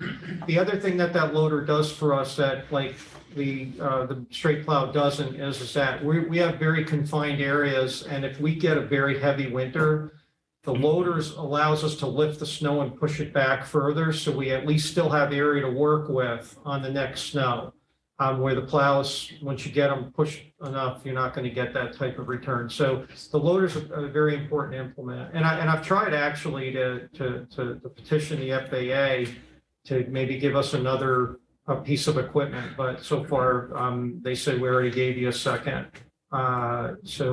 But we have more surface area runway taxiway than a lot of 139 airports. Like we have more than Dutchess County. But Dutchess County is a 139 airport, so they get more equipment. The reason I was asking was on the quote that you received from Sourcewell on the John Deere, they have a powertrain and hydraulics warranty that costs $6,600. And it's for 60 months or 5,000 hours. So it looks like we're going to be way short of the 5,000 hours by the time we get to the 60 months. That's fair. You know, I don't know whether it makes sense or not based on the abuse of pushing snow with that big box, but that might be something that Well, when we'd want to asked, consider whether to do it or not. well, when we asked Jusco for a quote on the brakes to replace all the brakes on the old one that we have, just between transportation and the work itself, we're probably looking in that range as far But as. this is only the powertrain and hydraulics. Yeah, no, I So the understand brakes that. wouldn't be covered by No, that. I understand that, but that's a good example of what any repair is gonna run if you're sending it over to Jusco. Just the transportation back and forth, you're looking at $1,000. So there's, for some of those things where there's a lot of pressure put on them, I'm not a big warranty person myself, but my staff, Sam, feels very strongly that there's certain parts of that machine we want to make sure are not going to be an issue, especially when we need to implement. So I'm cautiously agreeable to that. Any further questions or comments? Just comment. I think, just splitting apart that transmission and changing clutch could cost you $6,000. Yeah, but if you're only putting 250 hours a year on it. Yeah, but the rubber and And seals are gonna you're- rot because they're not getting used enough. It's one of those things. Yeah, Damned if you do, damned if you don't. Equipment's very surprising. Like we have rehabilitated our snow blower, which is a 1986 Sicard, and we found a gearbox in Idaho. And that's how we got that machine running, because that machine is so important, and the FAA will not give us a third allocation. So we've essentially went hunting, and I credit my staff. They worked really hard to find this, and it's, gearbox laying in the field in Idaho that they were happy to sell us. And now the machine runs beautifully. So the costs are there. Sometimes you can be, resilient on how you're saving money with that. But I think that from the advice that I've been given by my maintenance foreman, I think that it's probably well served. Eric, you can't find something for that machine to do? For the rest of the year? Yeah. Definitely mowing. Any further questions or comments? Seeing none, I will call the question. All in favor, aye. Aye. Any opposed? Carried. Next, we have a request resolution authorizing the county executive in conjunction with the Orange County Department of Public Works Airport to accept a grant from the Federal Aviation Administration for construction of the rotating beacon at the Orange County Airport. Upon approval, the funds will increase existing capital project number 567, $289,000, bonding $14,450. It's legislative request number 174. Can I get a motion in a second? So moved. Rita and Ben. Go ahead. Okay, this is a master plan designated project. It's on our capital improvement program. It's been slated to be constructed upon receipt of the grant. We did a design grant 2 years ago for this. The beacon is well over 30 years old, and it has a lot of maintenance. When a bulb goes out, the guys have pretty weak knees trying to climb up there. I would too, to get that changed. The new beacons now are tilt down, so you don't have to climb the beacon. The whole beacon comes down and you can change it. They're also LED, so the frequency of having to change it has been lowered quite a bit. It is, like I said, on our plan. We're back to 95.5 funding for 2022 with the FAA, and this is a safety of flight item that's being funded. Questions, legislative amendment. I recall this or very similar request just a couple of years ago. That was for the design grant portion of this. Okay. So the FAA now doesn't just give you a grant to build it. They give you a grant, anything that's construction for, I think they changed this about 6 years ago. Anything that's construction has to be designed, and then there's a 1-year gap between the grant for the construction of it. So 2 years ago, we received, the request was put into the legislature to approve the design of this project. That design was completed, was bid, and now the bids were received, submitted to the FAA for the grant. All right, so this is a continuation of that same discussion. Correct. Thank you. It's just everything now as design, construction. There's no one project. Just want to make sure I was understanding this. And we only have one beacon? Correct. Okay. Thank you. Any other questions or comments? Okay, seeing none, I will call the question. All in favor, aye. Aye. Any opposed? Carried. This is a late addition. Request supplemental appropriation to the 2022 Orange County Department of Public Works / Airport Division budget for the purchase of fuel at the Orange County Airport due to stronger than anticipated sales and an increase in wholesale price. $200,000, legislative request number 172. Could I get a motion? Second. Okay, so. Menuda, sorry. I'm sorry. Pressure. Thank you. Go ahead. Okay, so as with last year, the volatility of fuel prices, wholesale prices, and the increased sales have put us in a position where our funding for retail fuel sales has been depleted, actually be depleted at the end of the month.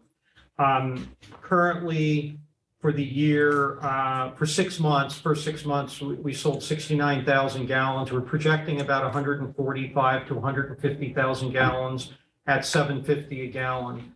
That's a 50% increase from the price per gallon in 2021, which was around $5 a gallon.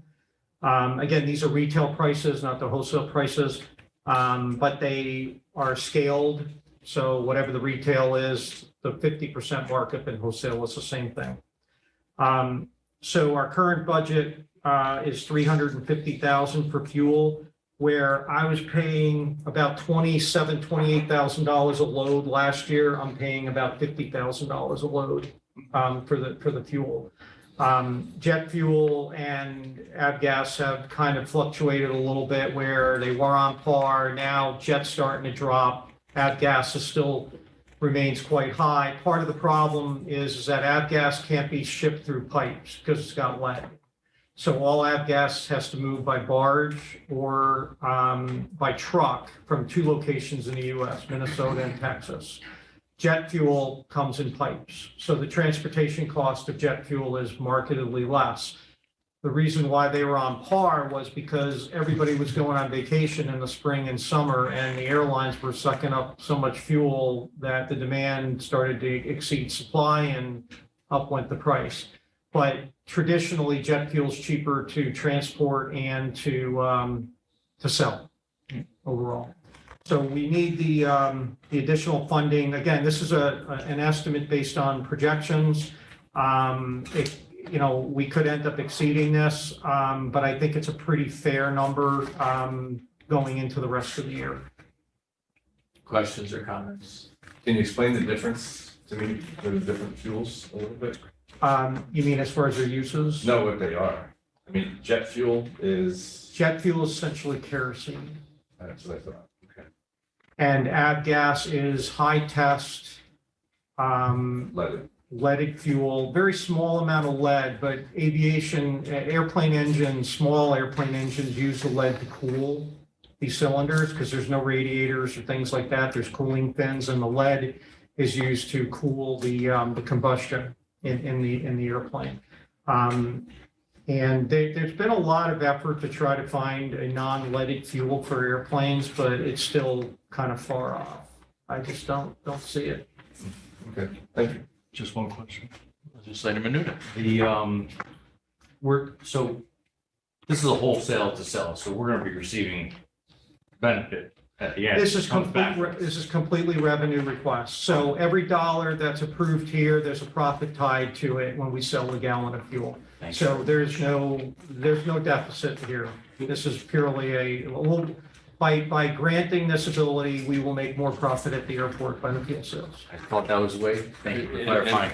It allows an additional $200,000 in expenditures, and it also offsets it by $200,000 in revenue, which Will exceed. small. That will be exceeded. So, Legislator Ben.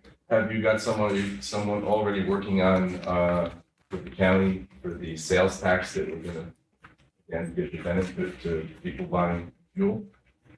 Well, What was passed in September, to take effect in September for people at the pump? yeah, I don't Sales believe tax. that impacts aviation fuel. I'm not aware that has any aviation fuel impact. I think that's only for automobile, and I don't even know if diesel trucks get that benefit.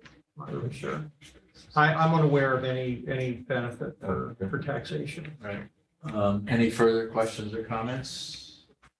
Okay, I'll call the question. All in favor, aye? Aye. Any opposed? Carried. Yeah, I'd like to request an executive session to discuss some of the tenants at the airport. Next program, you got to throw it the chance to look back, just to have a brief discussion under the potential litigation section of the open meetings law. To briefly discuss a situation there that might be a moot issue by next month. So I think it's time sensitive. So we have a motion by legislator Brescia, seconded by minority leader Paduk, to go into executive session for a discussion based on So, pending or current litigation. correct, so that's section 105 D of the public officers law. All in favor? Aye. Any opposed? Okay, so we've got to shut things down. And landlord. Yeah.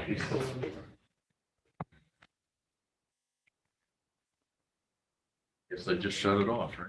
Yep.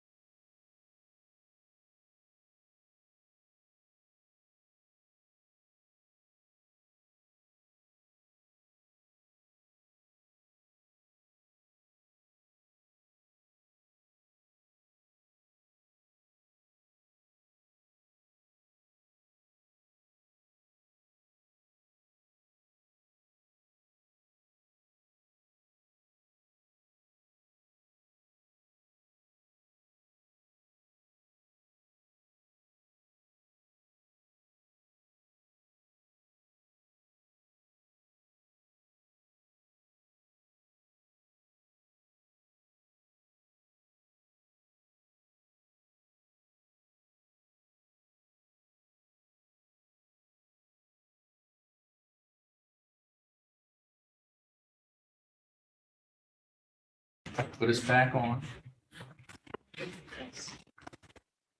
All right. Executive session, I think we're concluded. Could I get a motion to move out of executive session? Second by legislator Tui.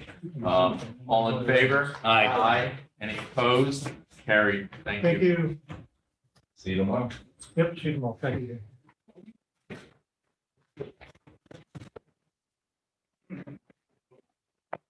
Okay. Resolution of the Orange County Legislature to declare the intent to assume lead agency status under the State Environmental Review Act seeker with respect to the Hubbard Road Bridge demolition / removal in the town of Wallkill, and preliminarily classifying the action as unlisted legislative request number 153. Can I get a motion? Second, legislator Padu. Second. Go ahead, Commissioner. Okay, I give Brian Titsworth with us as well, because there's a couple of these items go back and forth, the buildings and highways and stuff like that. So the first one is a bridge that Travis has been communicating with the Department of Public Works in Sullivan County, the shared-owned bridge.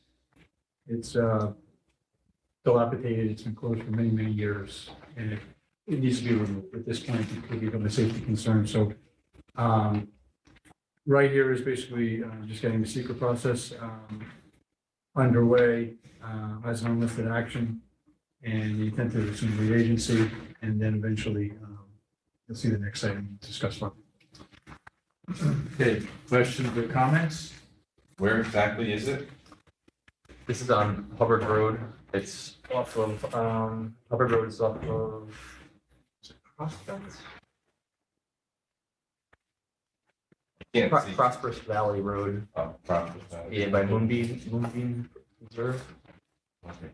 You'd be coming in off of, Bloomberg Road, 2876. Yeah. 7 p.m. Pretty close to where we did the Maple Glen Bridge, which we built, reconstructed last year. And it really no longer served its functional purpose. It was closed. Let's see. It was closed in 2002. No safety concerns for residents and people that live in that neighborhood or area? As far as access, Yeah, cutting people off on either side.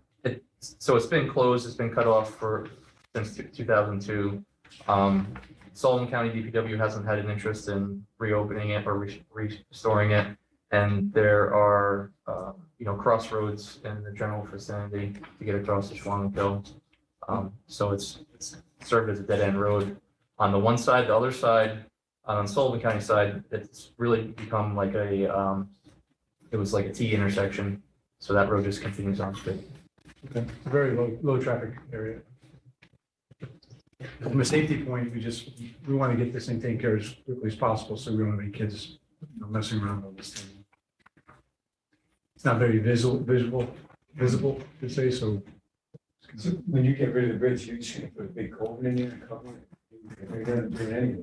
We're going to remove the whole superstructure, and then we'll remove the abutments down to, a grade where it's, a maintainable grade. And the road is already closed with barrier around it. We'll maintain that, restore any vegetation that needs to be restored. So basically, we're going to remove the bridge that's closed. Okay, any further questions or comments? Yes, legislator Menounos. So I don't have a clear visual of this, but bridge is being removed and what, you're gonna create a bermed area in front of it. In other words, this is not being replaced. It's going over a stream now, and Right. it's basically getting rid of it, just letting it be a stream, go back to its natural state. So both sides collaterally are gonna be worked on so that traffic would not go to that location. On one side, it'll be a dead end, which it currently is. And the other side was basically a T intersection. So that road just continues past where the bridge is located at. Or there'll be a physical barrier to prevent cars or anybody else from going over into that area. Are you going to remove the pavement? That's primarily Yes. my The question. pavement will be removed, and right now there's currently barriers, so there's guide rail in front of the bridge. So on the Sullivan County side, the guide rail runs parallel to the road, and it just continues past the bridge. And on the Orange County side, the guide rail runs down along the bridge and then across the front of it. So there'll be some form of physical barrier at where the Hubbard Road terminates. You've answered my concern on that. My other concern or question is, does Sullivan County have any responsibility fiscally for this? And they're sharing in this? Thank you. 50/50, right? That's what 50/50, and we're managing the project. Great. Thank you both very much. Any further questions or comments? All right, I'll call the question. All in favor, aye. Aye. Any opposed? Carried.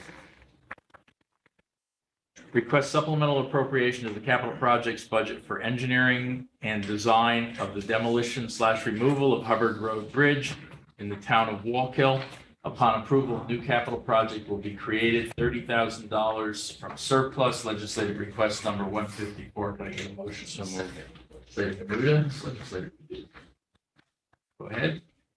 Same project, money just to properly design the demolition of it from an environmental standpoint as well. We would anticipate coming back as soon as the secret process is done or shortly after the secret process is complete, coming back for construction funds because it's a project that we want to do very soon. Okay. Questions or comments? Seeing none, all in favor, aye. Aye. Any opposed? Carried. Request supplemental appropriation of the capital projects budget for Surrogates Court parking lot. Upon approval, a new capital project will be created, $300,000 from surplus. Legislative request number 158. Could I get a motion? Second. Nuda and Paduk. Go ahead. Go ahead, Brian. Let Brian take that one. This is the Surrogates Courthouse here in Goshen on, sorry, the name escapes me right now, down here by right next to right next to Delancey's, yes. So this is to redo the parking lot, new curbs, sidewalks, pavement, also improve ADA access out back there. There's also a underground tank in the ground that we're going to take out.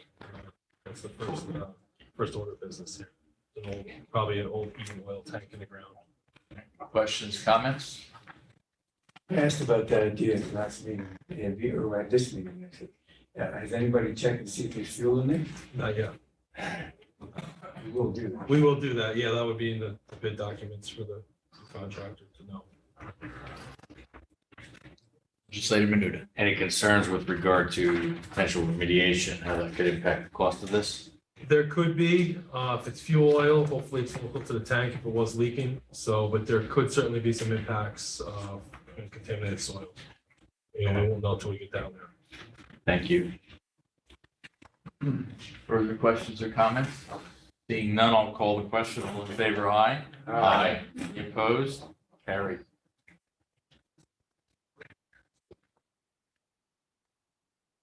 Okay, next we have request supplemental appropriation to the capital project budget for asbestos abatement at 18 Stewart Avenue, Middletown, New York. Upon approval, a new capital project will be created, $100,000 surplus. Legislative request number 157. Can I get a motion in a second, please? Legislator Tui, Legislator Riskevich. Go ahead. This is for building in Middletown, 18 Stewart Avenue. That's where Cornell is. And we have also some county offices in there, social services, health, probation, employment and training. This is in the basement. So it would be to take the asbestos insulation off of the heating pipes that are in the basement. You know, we've had to do some of this piecemeal over the years since we've had leaking pipes. So we'd like to just remove all the asbestos once and for all and re-insulate the pipes with the, fiberglass insulation. Yes. Yeah, we have done throughout the years, some of this has been removed, but there's still a fair amount of it in there. We'll get it all out of there. Questions or comments? So, Legislator Paduk. you're going up the walls too? This would just be in the basement. So there could be asbestos in the walls too. So on some of the heating pipes, there probably is, and then we would take care of that as we had to do work throughout the building. Encapsulated or, yeah. So this is not a full complement? No. No, this is the full, as far as the basement is concerned. Just a bit. Thank you. Yes. Legislator Bennett. Do you have to have signs on the doors to the basement that say potential asbestos ahead, so to speak, if you're going to be walking down the stairs into the basement to warn people that When we do the work. No, I mean, just in general, they're walking into the basement, that there's a potential for them to, I don't know. You mean like today? If somebody was walking in the basement today, is there a sign there? Yeah. I would have to look into that. I mean, if we needed that, I'm sure risk management would have told us by now. Okay. You know, they're not up and, you know, it's nothing down there is disturbed. It's all, you know, coated and. Yeah, so it's not It's disturbed, it's not an issue. Yeah. I mean, it's turvy, yeah, to get Friday in. I mean, it'd be important for our employees to know that, right? If Yeah, they're gonna go down yes. there, they're gonna work on the pipes, they need to know. But for the general public's not gonna go down there, but regardless, but to that point, it'd be really make people work on. Legislative too. I've been to meetings there, never in the basement though. Are there offices down in the basement? There's the maintenance people, guys have an office in the basement, yes, but it's not occupied all the time. It's kind of their base of There are operations within people there. down there. Yes. Legislative. Thank you. Having worked on a lot of abatement projects with asbestos, we're planning on encapsulating or removing. My preference would be to remove, so it's gone forever. And then the second portion of that question is, what would it take to remove all the asbestos in the building? And that is prime. This would all be removed as far as the basement is concerned, so they would go up to the, you know, where the, some of the heating pipes go up through the floor.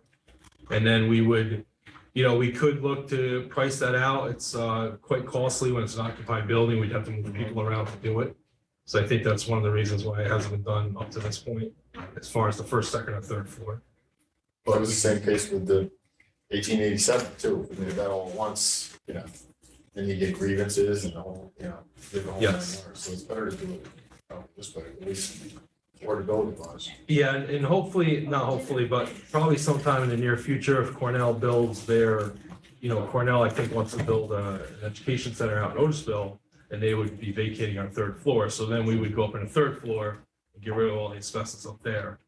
And then, you know, we would have room then to move people around, because right now it's a fully occupied building. So from an operational standpoint, logistics are a little bit difficult with the people. Yes, Sorry, my background's in schools, so we have the whole summer for a bit. right. Legislative Ben. So then you're talking about opening up the walls and getting rid of it all? I mean, because that seems like that's There's really, not encapsulated, but it's kind of like hidden and protected behind the wall from anybody. there's really not a lot of it in the walls per se, because all of those radiators are the steam radiators, so everything is in front of the walls. So there's not a lot of piping in the walls. I don't believe that would have asbestos. Walls, floor, wherever it goes. Right. It's gotta get there somehow, but it's Yeah. protected by the floor. Yeah, the risers probably. Yeah. The risers right have the asbestos on it, yes. Okay, further questions or comments? Seeing none, I'll call the question. All in favor, aye. Aye. Any opposed? Can I just ask something like this? Yeah, sure. Just on the risers, I forget, I've been in that building many times, are they outside the wall? Yes. So they would be covered. So you might want to look at the risers too. I think yes, there is some asbestos on it, but they're not covered in walls, not covered by walls. Right, so the risers are exposed. Yes. So I remember seeing that old steam radiator. Yes, yeah, it's all, it's So that'll all all steam be, system. that'll all be remediated, all of the risers as well. Not the risers, not now. That's not contemplated now because of the employee issue, because we have people in the building. I mean, it could be done on a weekend, it's just risers in a room, right, where you can, they plastic it off with all the stuff they use, and get in and do all of it probably on the weekend, right, if they get. I mean, I think that's important, because if people are still sitting in those offices with risers there, you know, once they start shaking the pipes in the basement, they're taking stuff off, you know, who knows, there's gonna be stuff on the floor maybe, or, I mean, I don't know, I've seen many asbestos asbestos basement stuff, so. Right. Well, and like I said, in the near future, I think we would look to do the risers and go through the whole building. Well, that's what I mean, it's another piecemeal, right? If you got an opportunity to do risers and get all of it that's exposed out, that's what we should do, I would suggest. I mean, how much are the risers? The risers are one big pipe with some takeoffs. Maybe they don't have it, but if it's exposed right in an open area, it can't be that hard to do that. It's not quite that simple. They have to encapsulate the area to Yeah, I know what remove they it gotta do. and do all of that. But I It's like don't on- disagree with you. On a I mean, Saturday, I mean. if it's a bigger job, you get a better price, but Yeah. yeah. Yeah, it's up to you guys, I'm just, it makes sense not to do it all. Okay. Well, what's the timing on that? You said some of the flooring being vacated? I think in the future, I mean, their lease is up, they're gonna sign another short-term lease now, I think shortly, so. I think, you know, if Cornell does build their education center, I believe that they would want to vacate that building, that's what they told us, so. Okay. Next, request supplemental appropriation to the capital projects budget for CR 67 East Main Street improvements in the town of Wallkill. Upon approval, a new capital project will be created, $2,900,000 surplus, legislative request number 156. Can I get a motion? Legislative Duke, second. Second. Legislative Manute, thank you. Go ahead. This one, this is considered type 2 under secret, which is why we're coming in right now with the full amount of construction funds. It's really just a rebuild of existing facilities within the street. Travis, section, why don't you just give me walk through the details on the scope? So this would be for design and construction for this project. It's East Main Street, County Route 67, from the city of East Milltown municipal boundary, heading back past I, where East Main Street crosses I-84. It would be to replace any of the original older drainage pipes within the roadway, upgrade any of the ADA ramps to current standards, which would include the curbing in that area, any catch basins that needed to be replaced, those would be replaced along with, you know, curbing or sidewalk repairs necessary for that work. It would be milling and paving that section of road, which is approximately, it's roughly around 2 miles long. And it would be the full replacement of the traffic signal at the Shut Road extension intersection. And then it would be upgrading the other traffic signals along that corridor to include new controllers and camera detection along there. So, Questions or comments? Yeah, just, what happens to the lake? I mean, they're working properly now, I mean, but when you redo them, what do they do? What are they doing to them? so one of the things we would do on there is we'd make it so all the signals have a unit so that they're all on the exact same time. It sends a signal so that, I guess, signals will drift, the timing in them will drift, so that they're all in unison along that whole corridor. And then we'll put, instead of having loop detection in, which typically only picks up, you know, usually we only have loops on the side streets, and which also pose a difficulty when we have to mill or repave a road. We're gonna replace those with the camera detection, which, you know, I've seen it at the 17K to 11 intersection. It allows for a little bit more, you know, better timing through there and detecting the vehicles at the intersection a little bit better, so. Well, you don't replace all the lights and stuff, you just add No. stuff. The lights are staying. Correct. Except for the Shut Road extension intersection, that's gonna be a full signal replacement. Okay, any other questions or comments? How old is the infrastructure there? Roughly? I don't know off the top of my head. You know, the pavement is, I'm guessing that's around 15 years old. I'm thinking the storm sewer, sorry, I should have been clear. It's all corrugated metal pipe in there, but some of it has been replaced as projects come in. You know, and there was upgrades in that area, some of it's been replaced, or if it, you know, has failed and we had to go in, we've replaced it here and there, so it's. I'm trying to just, in my own mind, trying to gauge the time and what this is costing for future projects, so thank you. I can get a better idea of when that. It's not transite pipe, right? No, Okay. it's all corrugated metal pipe, as far as I know. Yeah. Legislative Bennett. So this is gonna start at like 84 where Quick Check is and go up towards the city of Middletown. All the way to the city of Milltown bound. Past Distelberger Yes. and all that. So there's that Distelberger section, which, you know, recently was redone. You'll Yeah. probably start and stop there and jump over it. I think that we're gonna at least go back to the County Route 50 intersection. We have to evaluate that section as far as pavement wise, but I definitely want to include that signal into the corridor. There's a lot of curbing through this area, which is not typical for county roads, so that's And school, yes. Okay, thank you. Any further questions or comments? Okay, seeing none, I will call the question. All in favor, aye. Aye. Any opposed? Carried. Next, we have a request of supplemental appropriation to the capital projects budget for highway equipment. Upon approval, a new capital project will be created, $1,600,000 surplus. Legislative request number 155. Can I get a motion in a second, please? Second. Menuda and Benton, thank you. Go ahead. This will include 5 plow trucks and heavy equipment lift. Combined with 40% of our fleet plow trucks are 15 years or older, which that's out of 37, so it's equivalent of like 15, 16 trucks out of 37. We have had ironically more difficulty with some of the newer trucks with the technology, as you can imagine, like anything goes wrong.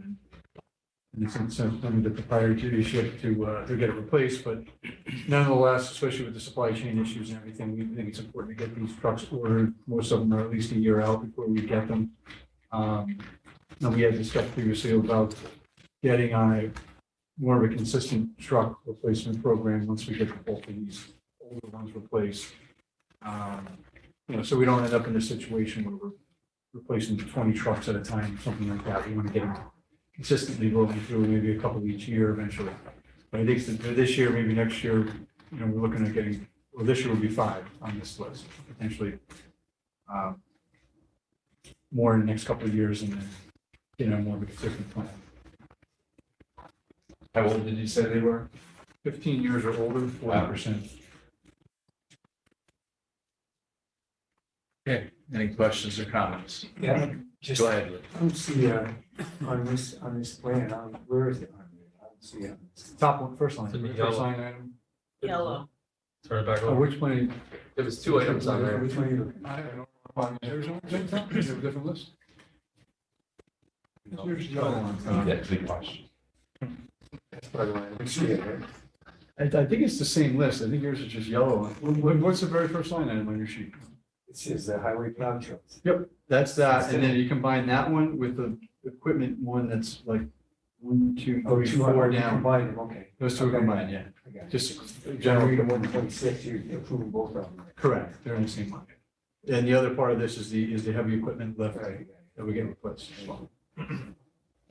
Further questions or comments? Legislator Benton. What are you calling a heavy equipment lift? It's, Go ahead, Chuck. it's a 25-ton lift that's in our garage. Oh, you mean that, Yeah. okay. So we use it to our excavators or plow trucks, to work on maintaining them, and it's not working right now. That, I'm sorry. Further questions or comments? I'll call the question. All in favor, aye. Aye. Any opposed? Carried. Request supplemental appropriation to the capital projects budget for the Main Street Number 2 bridge in the town of Cornwall. Upon approval, the funds will increase existing capital project number 459, $1,500,000 surplus. Legislative request number 163. Can I get a motion in a second, please? So, Legislator Menuda and Legislator Gresham. Thank you.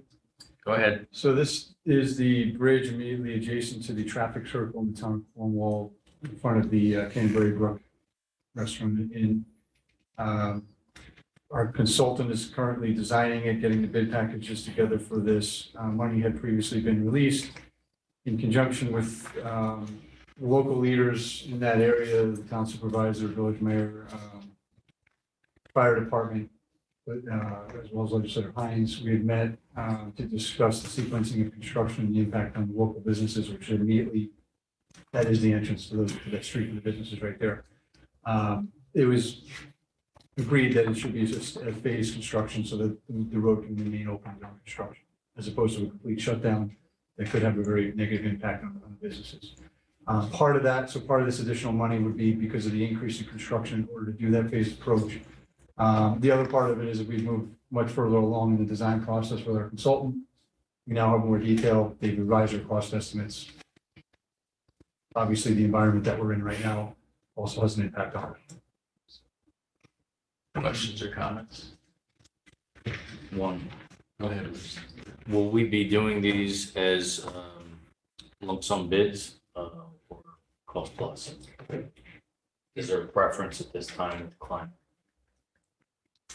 You know, have they been talking to the consultant? These are typically bid out where it's a quantity based, so it's, you know, the engineer will prepare an estimate of the quantities for the project, and that's how it'll be bid. Understood, but it's either fixed fee, there's like 5 different ways you can bid a project, so I'm seeing a lot of cost plus happening right now because of the uncertainty with the markets. So I didn't know if we were better off doing it one way or the other, or if your department had a preference. I think on this one, we probably won't do cost plus because it's all concrete work. A lot of where I've seen, you know, volatile pricing is with the steel, long lead times, and also, you know, it's hard for the contractor to figure out. But there is reinforcement, yes. There is, but I meant steel beams versus, you know, for the superstructure versus the concrete. So this is all reinforced concrete structure? Okay, thank you. Other questions or comments? Seeing none, I'll call the question. All in favor, aye. Aye. Any opposed? Carried.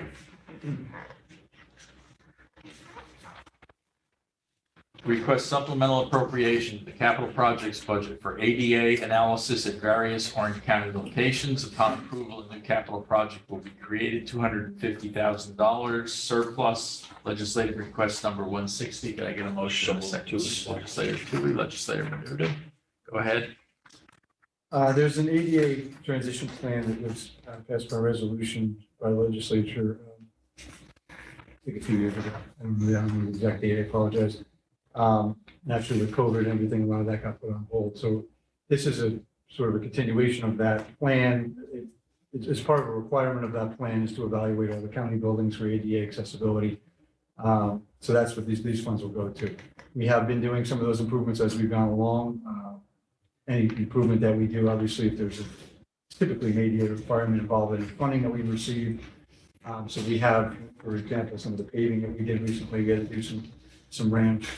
Brian just presented a project for the court system that we're going to be doing a lot of ADA improvements with. So we have been doing these all along, but this will be a complete analysis of all the facilities to then help us plan out the actual fixes and the monies for that as well. Any questions or comments? Legislator Ben. I was just gonna ask, like, again, because I think we've done this like multiple times, year after year. What changes? A few years after a few years, we keep seeming to do it over and over again. I would suggest this is what we requested several years ago, and I'm very happy to see this come forward. This is a full-blown review of all of our buildings for ADA compliance, and to find out, this is essentially the building condition surveys that I've requested. So thank you very much for bringing this forth after all this time.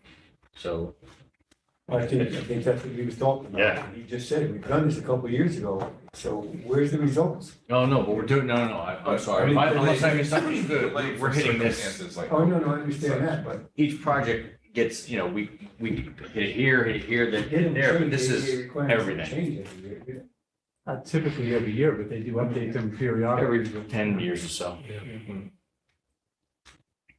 That's my point, and the point in discussing some of these other projects, that there have been many ADA improvements that have been going on year after year after year. It just hasn't been part of a master plan, that's all. Those components will go into and be probably recognized as part of what we've done recently. This will pick up on some of the other outlying areas where we maybe have not had a specific project on, and we can start to target them a little more as we go on, and maybe come up with a master plan. I couldn't be more pleased with this.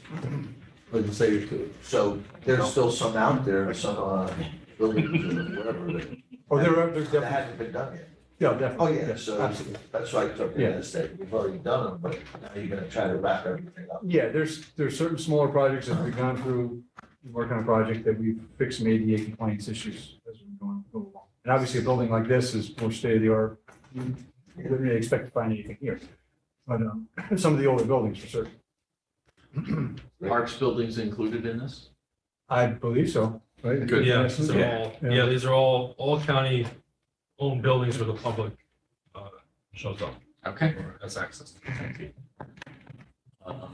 Any other questions or comments? Seeing none, I'll call the question. All in favor, aye. Aye. Any opposed? Carried. Request supplemental appropriation to the capital projects budget for the government center feasibility analysis. Upon approval, a new capital project will be created, $100,000 surplus. Legislative request number 159. Could I get a motion in a second, please? So move. Second. Dewey and Menuda, thank you. Okay, so we were asked to analyze the feasibility of another county building on the other side of the stream right here, just behind the legislative parking, which is where the old jail site was. Pointing, you can see. In addition to an alternative location where the farmer's market is held right over on this side of the building, by your street, by the Main Street, your street corner. So the building, my understanding is, would potentially host the planning, one of the departments that are currently in the 1887 building, which does have a lot of ADA non-compliant issues. So one solution there is getting people out of there and then being able to fix, and kind of decide what to do with that building. There's this study and this money would go to the hiring of a consultant, which we've already received some actual quotes from, so we do have a pretty good idea of the cost. To evaluate both of these sites for one building, one or the other, not in both locations. The potential build out for a 2 to 3 story building that would host at least two different departments, possibly more. They'll look at issues like the 100-year floodplain, the 500-year floodplain, DEC stormwater requirements, and based on not segregating for secret purposes and stormwater management purposes, we have to combine this location from this building in as one site with over there. So that basically we'll put, as soon as we put a shovel in the ground, we'll be hitting some requirements that we're going to have to do some on-site stormwater management. So some of it would also include some subsoil investigation, parking calculations, things like that, to give us really a layout and back into a number of how big of the building can go and what's the feasibility in either location. And then we can come back and in discussions with the county exec's office and the legislature to figure out what the best plan is moving forward. Legislator Ben. That would include figuring out something with the Rio as part of stormwater management and.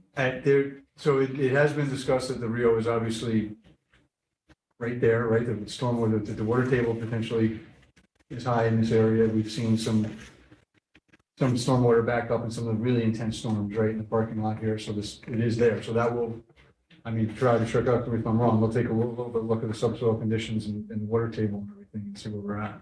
You have to factor that in. Yeah. If the question is fixing the existing drainage issues, I'm not sure. But if we have to put in any type of subsurface, either infiltration or subsurface storage, stormwater storage facilities are going to have to take into consideration what the water table is over there. And that could be something that rules out the site. We don't know for sure. Okay. Any further questions or comments? Legislator Menuda. Thank you so much. So from a feasibility standpoint, I'm just wondering how far down the rabbit hole we go on this. If we've already got a parking lot out here, I wouldn't want to really disturb that. My feeling is out front is viable. Then again, we also have probably architectural review through Goshen. There's a lot to go on with that. So I think the first plus should be, what's the right location for this new building if we're going to do it? And maybe it doesn't fit in either location from a viability standpoint. And we have the Paul Rudolph building here, which we've got a lot of controversy over the years, both architectural style and placement. So I'm curious as to whether we want to do that at this location at all. And I think maybe moving it forward that way, then going through all of the soil borings and everything else, I would also suggest that we shouldn't need soil borings if we just built this building, which is in such close proximity. And we probably had that done across the street for the police station. So that should be available to us as data that we already have. I'm not saying no to it. I'm just saying that I think that we got $100,000 in here for feasibility. That seems a little steep. Do we know if do you know if we have subsurface? Well, I know we do have some some of the files from the old jail demolition did have a little bit of information in there about this, what was buried there. do know that, might not tell us about the soil, the Yeah, water table. We don't have anything that's subsurface, because they didn't do that here because we just did a rebuild here. They were under the 1 acre threshold. But we did geotech, we did soil borings. We did soil borings for under this, for the foundation, so we would have some information, but I don't think we would have anything as far as percolation rate or anything else. There weren't really significant stormwater improvements. Government center. With that in mind, I'll say yes to this, but you know, let's spend it wisely. Oh, that, we always have that in mind. We always want to use the information we have and share that with the consultant, see what's necessary. Appreciate it. And I think if we got into a situation where there's other constraints here, before even looking at the subsurface conditions, other constraints that may rule it out, then let's not even get there and pay them to do that. You understand my thoughts, so thank you very much. Legislator Tui. Just one quick one. So the feasibility study will tell us also what size you think you would need, or you already know the square footage? We'd basically be backing into a square footage number. How big of we want to know how big of a building we can put there. Right. Not going any more than 3 stories high. We don't want any we are also recognizing there's residential development back there. So we don't want to overshadow them. And backing in from parking calculations and all these other environmental constraints, Got to give us an idea how big. Thank you, Chairman. Okay, any other, yes, legislative? I was gonna do just the opposite. I was gonna say, I would think we would need to do all sorts of borings all over this place, because obviously it's had a bad history of having a lot of fill in different areas with different demolitions over the years with the original, you know, facility that was here, sanitarium or whatever it was, and, you know, swamp and jail. Core facilities is a major issue. Yeah, exactly. I think we need to do lots of borings to know what we can build where. Good point. Okay, any further questions or comments? Seeing none, I'll call the question. All in favor, aye. Aye. Any opposed? Carried. Could I get a motion to adjourn? Second. Legislator Brescia, Legislator Benton, thank you very much. You can Meeting adjourned. tonight. Thank you. And to see you guys tomorrow. Yes.